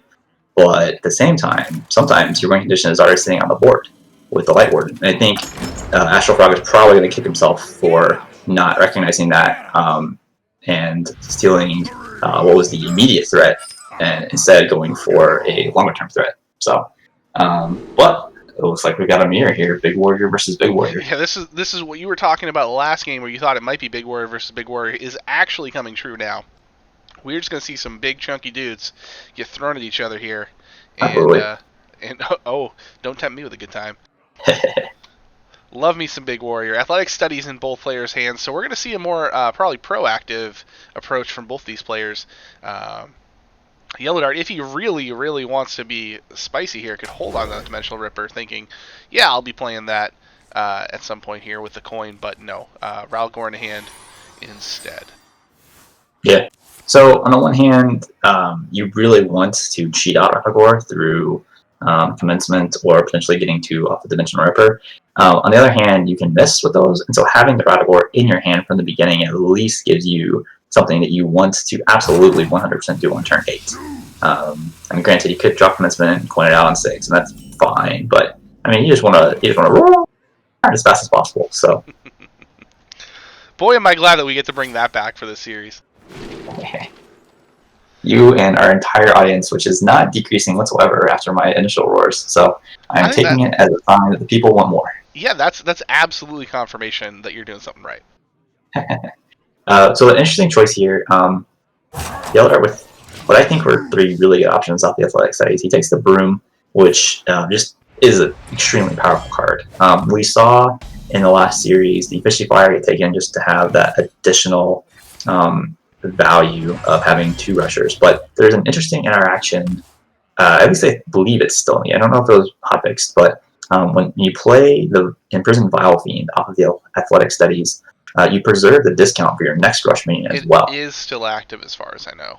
Yeah, so that was a potential consideration, though I think in this case taking the broom is pretty massive, particularly in this matchup. It's just that extra piece of you pick the trades that you often don't always have. So I was going to say, before picking up the Kargath, too, it could have been combined with a Dimensional Ripper down the line to just make 2 big dudes be able to rush. But now, if you're going to play that Kargath here, you are going to then end up having the Animated Broomstick cost 1 and take that out of the play, unless you also are going to play coin or hold coin the entire time. But he's in other athletic studies as well.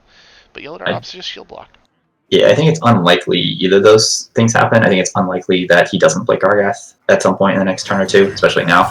And I think it's also unlikely that he would have held coin for that scenario with the Dimensional Ripper. It's just, you get too much value off of it earlier in the game. I mean, I was just hoping. I know. It's a very reasonable hope, for sure. So as you said here, we're probably just going to see a counter Kargath get played, clear off the Kargath that Astralfrog dropped, and maybe see that second athletic studies. That is an option. I don't mind it. Plenty of other options. You could shield block and shield slam if you wanted to. I don't think that's probably a good option here because I think shield slam is pretty premium. So it's such a good card in this matchup, yeah.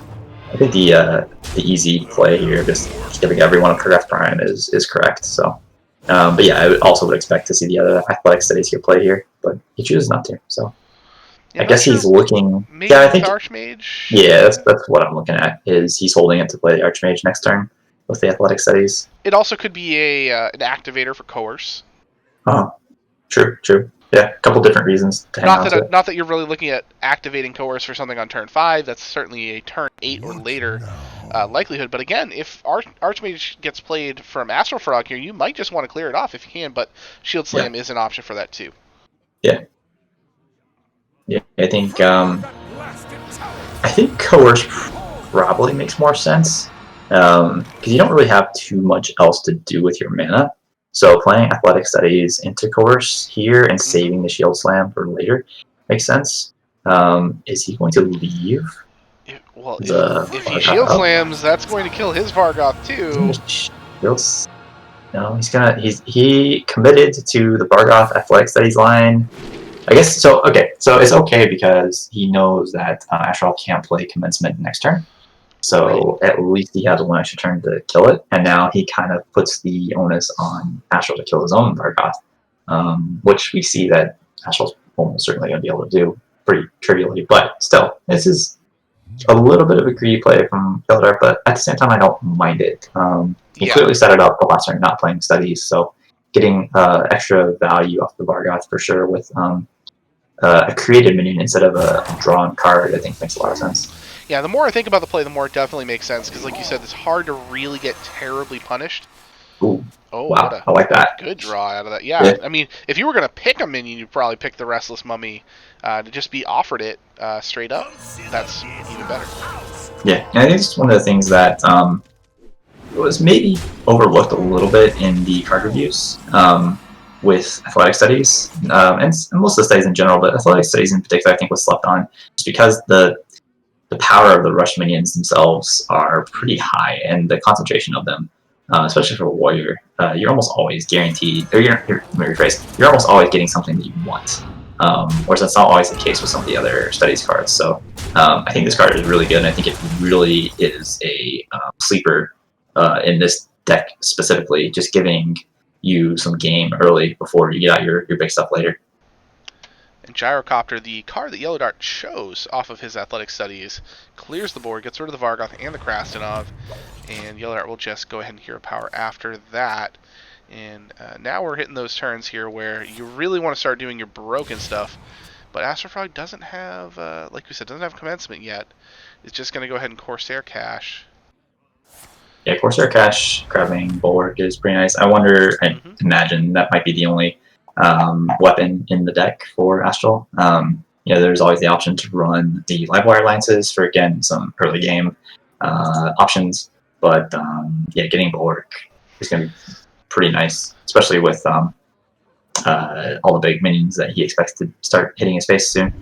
I have seen Scythes as well in this list if you expect to be going against aggro, but looking at the lineup that Yellowdart was bringing and knowing that you were banning the Hunter as well, you're probably not going to go ahead and put Scythes in the deck, I would imagine. Maybe Livewire Lance. So now Yellowdart is faced with a choice. He can save his coin for Out of Horror, or he can coin out the Troublemaker right now from the immediate pressure. And I think the choice is playing Troublemaker now, and I think Yellowdart agrees. And I think you always want to do something right away when you have the choice. You're going to get to play that Out of Horror anyway, so I think coining out Troublemaker here makes a ton of sense. Yeah, it also lets you start the damage train first, knowing that both of your decks are trying to do the things you want to do around this time.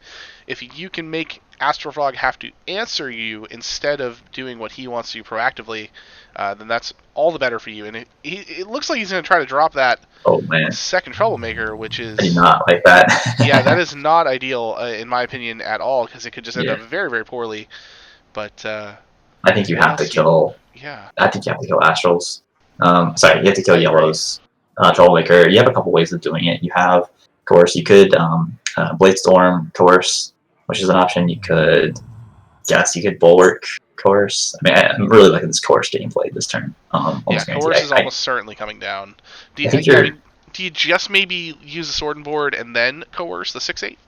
It's just the problem with Sword and Board is it doesn't do anything else, and you're not really getting any additional use out of your mana for doing it, unless you want to play Bulwark. But then you're just eating 3 damage hits instead of 10 damage hits later on. Right. So I think this is probably the best option. Just to use the... Yeah, it feels like a lot of resources, but I mean, you could have double Sword and Board if you really wanted to take out one of the 3/3s and just leave 1/3/3 up. Yeah, I think for Dart now, Shield Block makes sense, and probably Armor Up. I mean, he could just play the Restless Mummy, which I don't hate. He's kind of put himself in the aggressor position. And playing it now also helps him set up that Rattle War for next turn, which he absolutely 100% wants to play. He's going to get to with the Troublemaker for kind of the reasons we just said on the other side. But I think playing the Mummy in the moment made sense.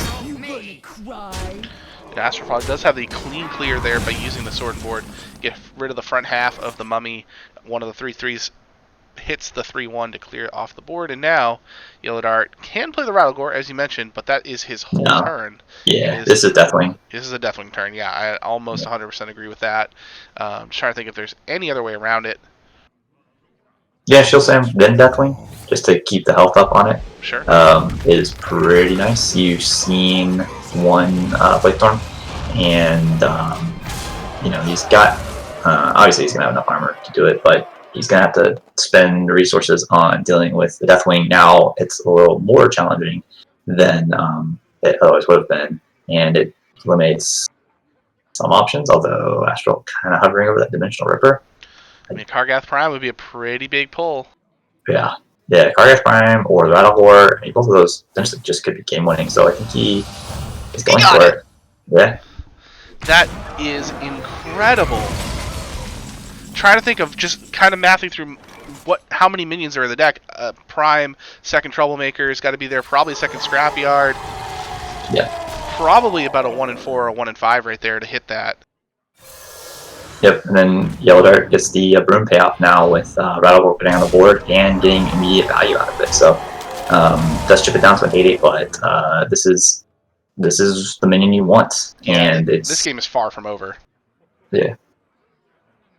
So he has also Dart now has a lot of removal in his hand that, especially Brawl, synergizes pretty well with the Rattlebore. And I think Astral might be in a position where he kind of just has to wait this out. I mean, he's got 2 Shield Slams. He could whittle it down a little bit. I mean, if Astral was able to navigate the Rattlebore and knock it down a couple times, then he's going to be in a really good position. But and he's got time to do it now with the Borg. Yellowdart's going to have a really annoying time dealing with that. Fortunately, he does have the Livewire lanes, which could give him a couple different options for getting through it more quickly, like a Cobalt Lackey or a Lackey that sticks, potentially. But yeah, we'll have to see how this goes now. Because Rattlebore definitely, at least to some extent, puts Astral on some sort of a clock. It's going to be a slow clock, but... And he opts to go with Shield Slam, so he has made the decision that he's just going to whittle this Rattlebore down and force Yellowdart to beat him in a different way. Well, that different way might be Yellowdart just slamming the Scrapyard Colossus down. I think so too. Yeah, I think that's correct. Because Livewire lands, you're not guaranteed to get anything of really any value. A couple lackeys that would just straight up be dead. The Rush Lackey, you've already swung with your Rattlebore. The Evolve Lackey, you're not using yet. I mean, Evolve Lackey on the 1/1 or the 2/2 would be pretty great, but not at this point yet.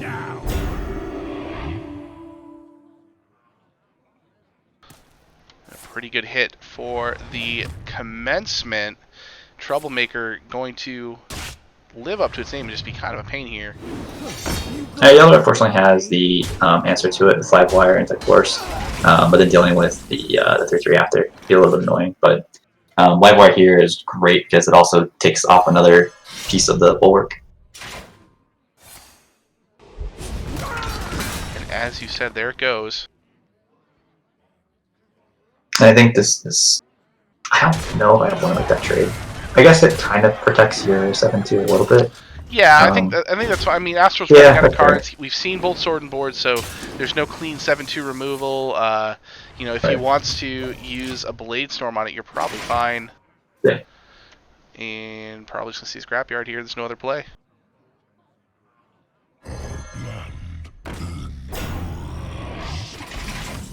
So here, oh wow. I was gonna say I think I like Goblin Lackey into the Rattlebore, and then coerce one half of the 7/7 and clear off the other half with the Rattlebore. Give yourself a 5/5, but the Colossus now. Actually, you could even just Shield Slam and then coerce as well. Coerce. So, why not? Deal, well, you won't deal 13, but you'll get 7 home. You could potentially get 13 if you get a Shoot Lackey off your Livewire lands. So I insisted, to be honest with you. Yeah, they're because you're casting and not playing. We are not seeing any Witchy Lackeys. So hey, there you go. What a call! Here goes 13 to the dome. So Yellowdart is looking to be in a pretty good position at this point. Thinking through what Astralfrog can pull off here, Commencement is a pretty good draw because that does make it a little more awkward for Yellowdart to deal with.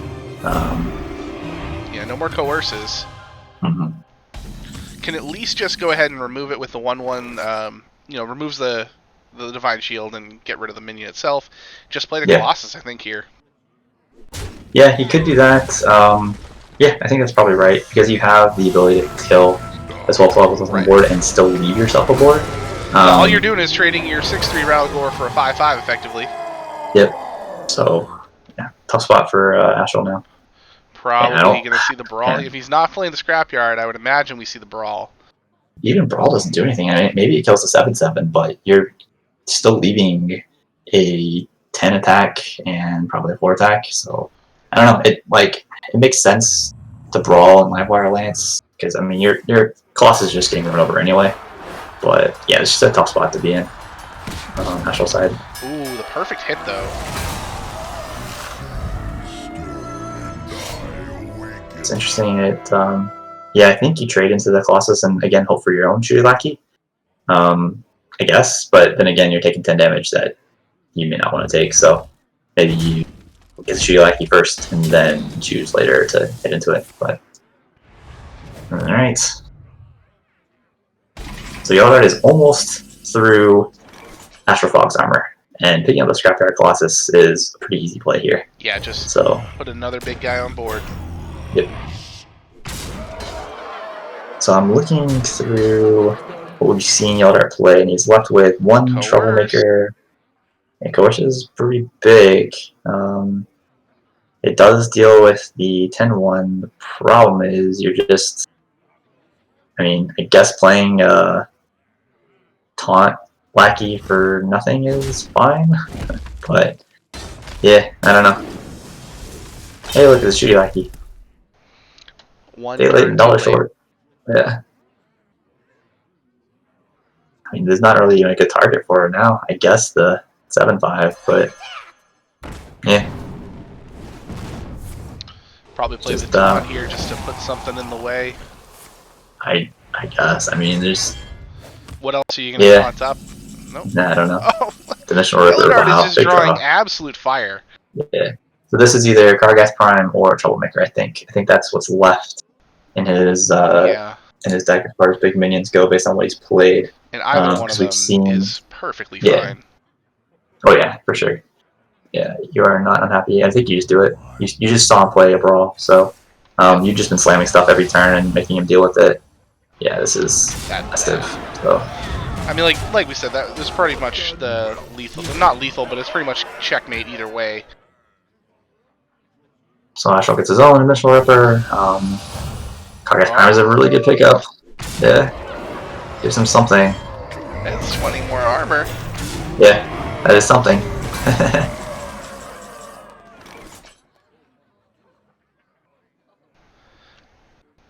So I think if you're Yellowdart, I think you're Bladestorming here. And I don't think you're hesitating on that. I think you want all this damage going face. Agreed.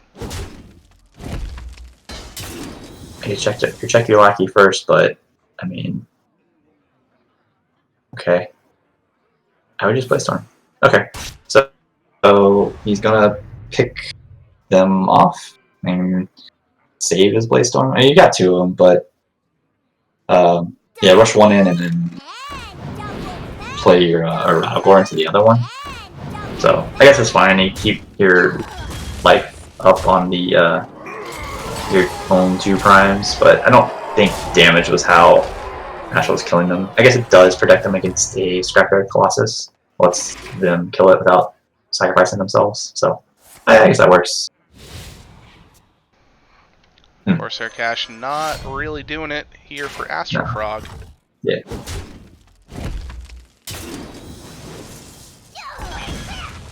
He shoots himself in the face. Yep. Self-shooty. And Yellowdart takes game number 2.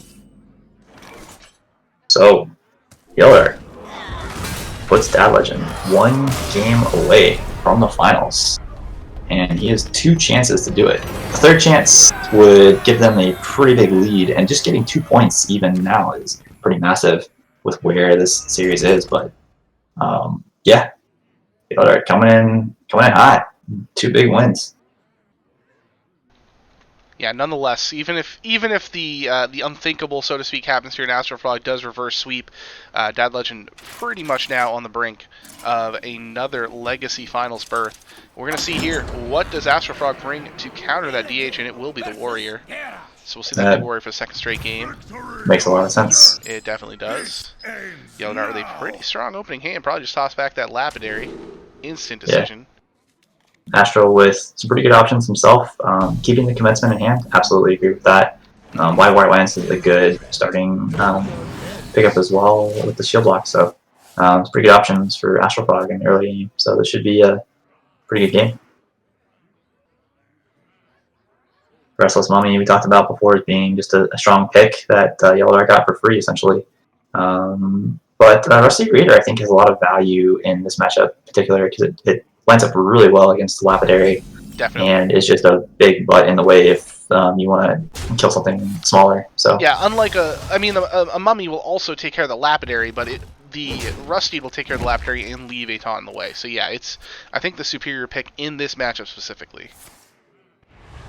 Yeah, I agree. And so we talked in the last series about I think it was Zerotio that just slammed down the 2/3 just to get the aggression without worrying about the card draw. And in this case, Yellowdart opts to take the value and get the card draw going. So which makes sense based on his hand. Also moving, not that it matters, but consume magic there. But he didn't have anything to do on the next turn essentially. So saving the mana feeder I think makes sense in this context, whereas just playing for aggression in the last series also was a correct choice. So Astralfrog probably looking at a Livewire Lance, though it doesn't really line up well against 2/3 health minions. So I think it's probably still okay. I think Bladestorm a potential option just to stem the early damage. One thing you want to be kind of cognizant of as the Warrior is letting that chip damage build up to where you're playing a big taunt, but it doesn't matter because you're low enough that a Cane weapon play is enough to kill you. So I do like the Bladestorm just to stop that early damage and not let it stack up too much.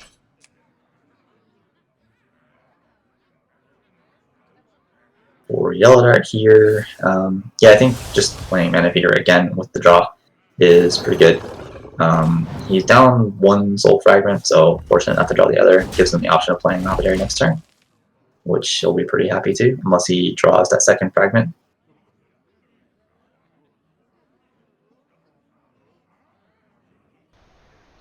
Astral considering playing that Rusty Raider here. I think it's okay because you know you're coming into the turn 5, so at least puts it in a way. But saving it 2 also is yeah, Lance reasonable. plus Sword and Board is just fine here too. Yeah, I think that's right. Yeah, getting the Sword and Board here kind of makes this a little bit better. Because I think you get the better value off the Rusty Raider. Instead of it just kind of getting in the way, it actually can kill the Lapidary that you expect to come down on turn 5. Yeah, I mean, that's why you took it in the first place, so it makes sense to hold it for its intended purpose. And let's see if Yellowdart just goes ahead and uses the Lapidary. I mean, there's really not another play on the Wand Maker here, which is too slow. Right. Yeah, I think you have to, especially because you're down to 1 fragment, you kind of want to lock in that damage. I mean, you don't really expect the 5/5 to live. You really don't expect too many of your minions to live, more than a turn anyway. So, yeah, I think just locking in that damage is totally fine. Everything it lives, every turn it lives is just considered a bonus at this point. Minion pickup is a Titanic Lackey. We'll see what spell. Oh, it's Dimensional Ripper. That's already in your deck, so that's pretty good. Yeah, I don't mind it. I mean, there's some thought of taking the 2 random taunts just to be annoying, but I think taking the extra Dimensional Ripper is completely valid. Especially since he still has coin in hand to this point, too. Yeah. Dark's sitting on 2 Twin Slices, which is pretty good. Ooh, Soul Shear. Ends up working out nice little clear for the board here. And puts 2 Soul Fragments into the deck. So Soul Scholar's Militia is possibly active with two Wisps this turn coming up if Yellowdart would like to do that. We're going to see Coin Commencement instead here for Astralfrog, though. What will the minion be? Kargath. Oh wow, that's a really bad pickup for Astral because Yellowdart's just going to silence it and be done with it. I think.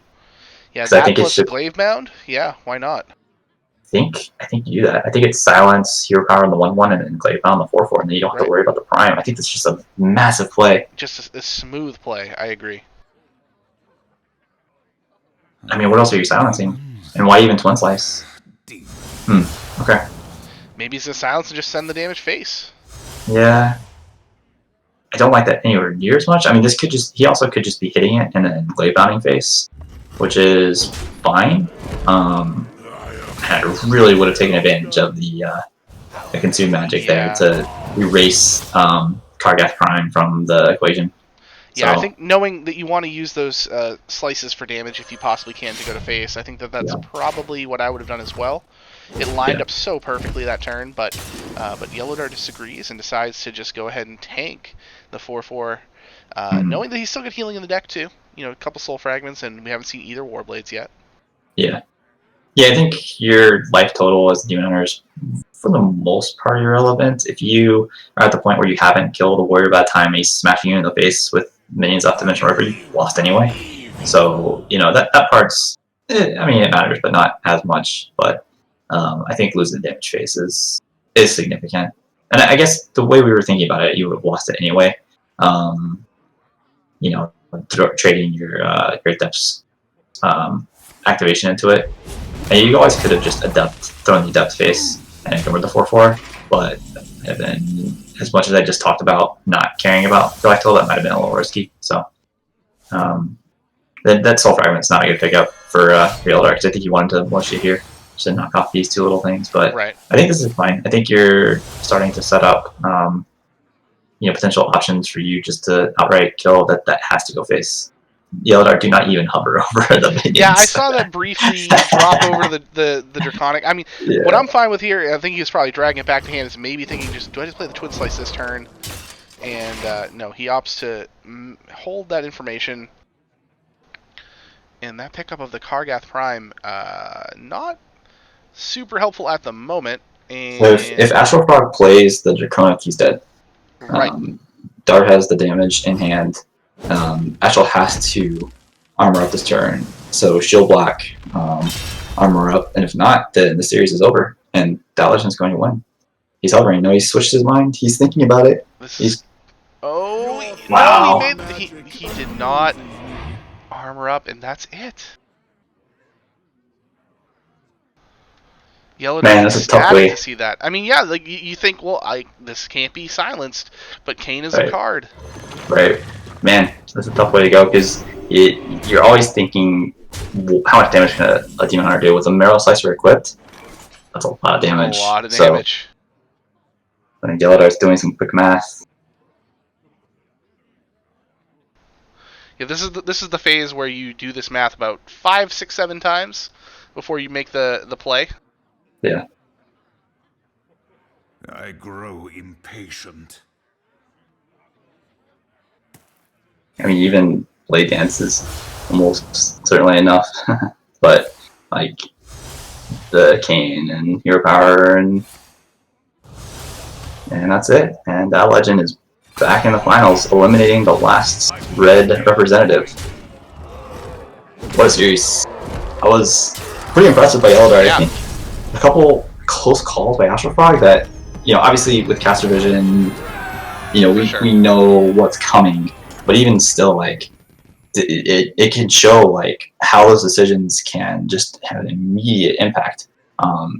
In that case in particular, thinking that a taunt protects you against a Demon Hunter is always a risky play. And what we saw with the Priest Rush Paladin stealing the long-term threat instead of the immediate threat, like, those little decisions, after going back over these games, is probably going to kick himself for it. But, Yellowdart is a really good aggressive player, and it's tough to come back from those types of choices if, like we saw, he was able to just get all that damage going in all 3 games. So congrats to Yellowdart, congrats to DadLegend.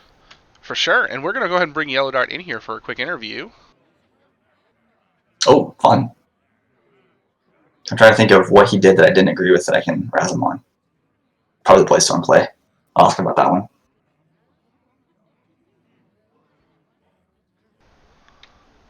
Here it comes, Yellowdart. Yellow, Hello, can you hello. hear us? Hey guys, How's it going? I guess better than it was. It's a tough day here in Georgia when the Bulldogs blew it to the Sea Lizards today. You did bring this up yesterday when we were talking. Yeah, I mean, I thought it was a real chance. So like my in pure 2020 fashion, my football season is gone. So what's left of sports is the electronic version, I guess. So it was good to There you go. Well, you definitely took out your aggression on Astralfrog. He had no idea what hit him, and honestly, like we didn't mention this at the beginning, but this really was the battle of the amphibians. So congratulations to you in asserting your frog supremacy in this matchup. Well played, sir. I appreciate that. You know, I like to think as the original frog-based competitor in THL, I have some sort of an advantage there. So, you know, he brought a good plan. I think his plan was right. You know, I just got what I needed, I guess, to get through it. But certainly was not expecting it to go quite as straightforward as it did from a results perspective. I don't think that was like by any stretch of the imagination like a blowout or anything. I mean, I was shaking up here counting my math on that that 6 Yeah. times because I was like, is this right? Like, is this actually enough? So just got the draws I guess we needed to get there, so it feels good. No, it was well played by you, and like we were saying, like you're kind of known as an aggressive player, and we were looking at Astralfrog and his choices in some cases where you know in the priest game in particular where he stole the Murger instead of the light for whatever the light warden that was the immediate threat. And normally, like you can justify that thinking, okay, this is how Paladin can get me in the late game, but sometimes you have to worry about what's immediately pressuring you, and so you were able to kind of take advantage of that choice for him. And then in the last game, obviously, because I was like, if it comes down to Murgles, I lose. So right. My goal was to, and this should surprise no one, was to kill him as fast as possible. That seemed to be your plan in all 3 games. Without any regard for looking at my own life total ever. So that was generally the strategy. So it kind of played into that, I guess. Yeah, and then the one question I had before I kick it back to Donde, who's very anxious to ask you general announcing questions. I am going to razz you a little bit for your choice in the Big Warrior game when you had a very easy Blaze Storm to kill off those 2 Kargath Primes, and you opted for a different line, which worked out. I mean, you still won the game, and it probably wouldn't have changed one thing or the other, but I looked at it, I was like, why isn't he Blaze Storming? This is so easy. So, so it's super easy if you remembered what Bladestorm did. So that's probably so that's probably me telling. So I guess we're leaving the cards on the table here. I've been practicing pretty much only Demon Hunter the last couple of days, and it kind of left Warrior off to the side because I hadn't felt like what I was doing with my deck had that's funny. Needed a whole lot of tweaks. And so I would say, yeah, that's probably just me focusing my practice elsewhere and kind of forgetting about Bladestorm, and because like that doesn't hit face. Totally understandable. Yeah, that's just a terrible play on my part. So good catch.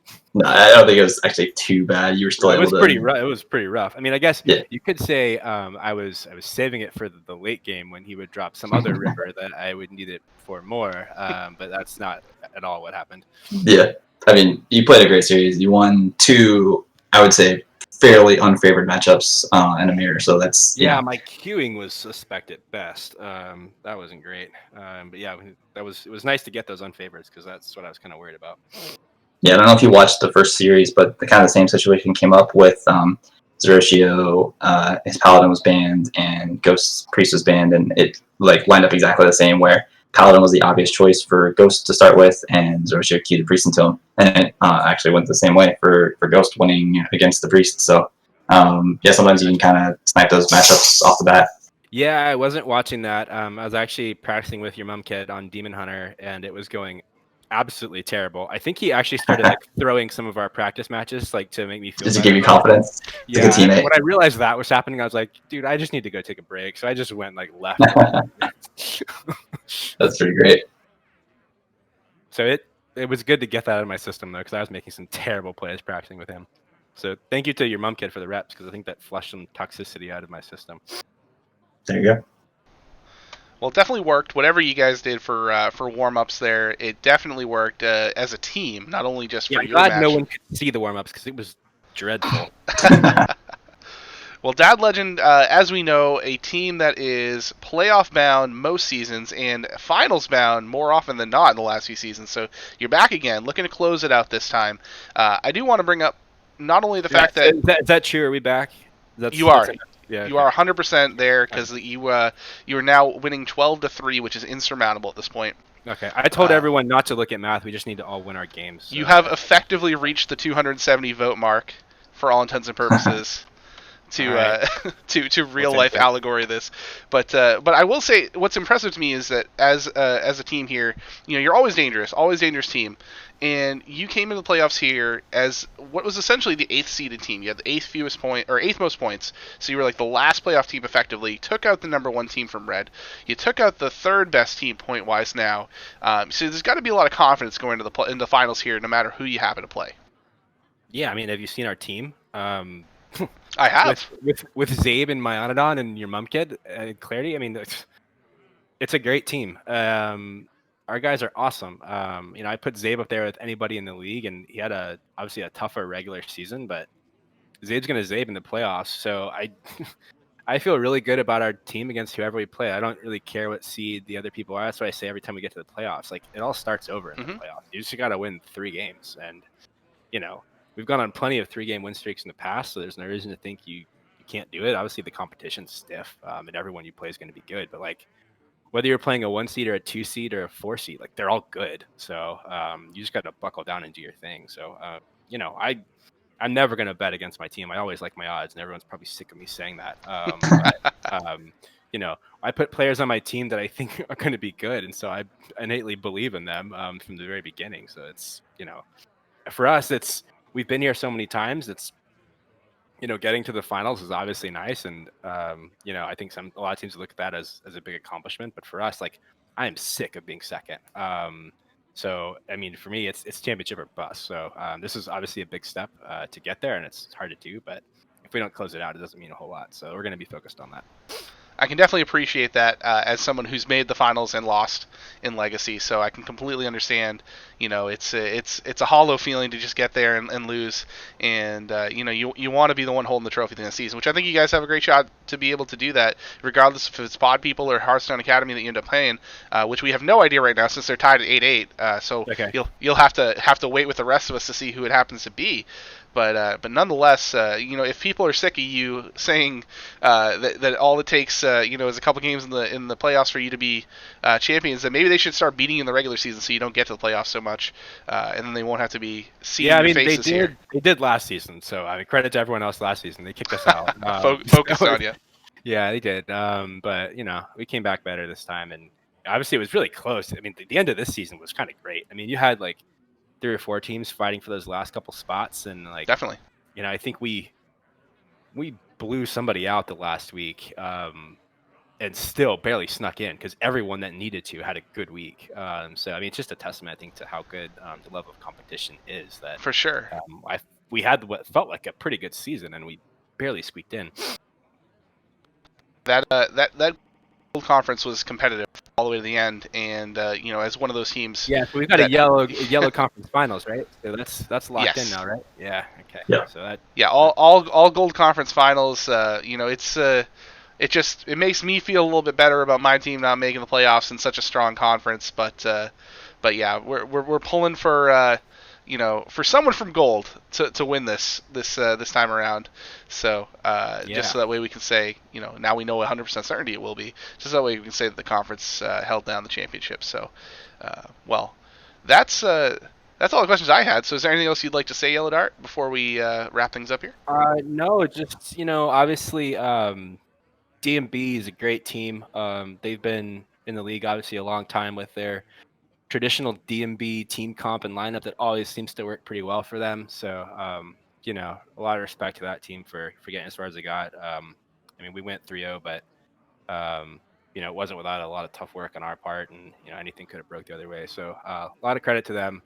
Obviously, thanks to all the guys on our team for getting me ready for tonight to make sure this could go as well as it could, despite being what felt like a little bit upside down in classes. And then I guess just thanks to you guys for putting this kind of thing on. I mean, the streams are a big part of what makes THL so cool. So thank you guys for doing that, and just thanks to the board for all the hard work that you guys put into. It's always appreciated from people. Well, we can't do it without you guys, we don't get to put on the streams if everybody doesn't offer up their matches. So it's always appreciated when you take out the time to show up here and let us make fools of ourselves from time to time. Less Icicles and more me. But yeah, he just points out how bad I am, so it's good. Yes.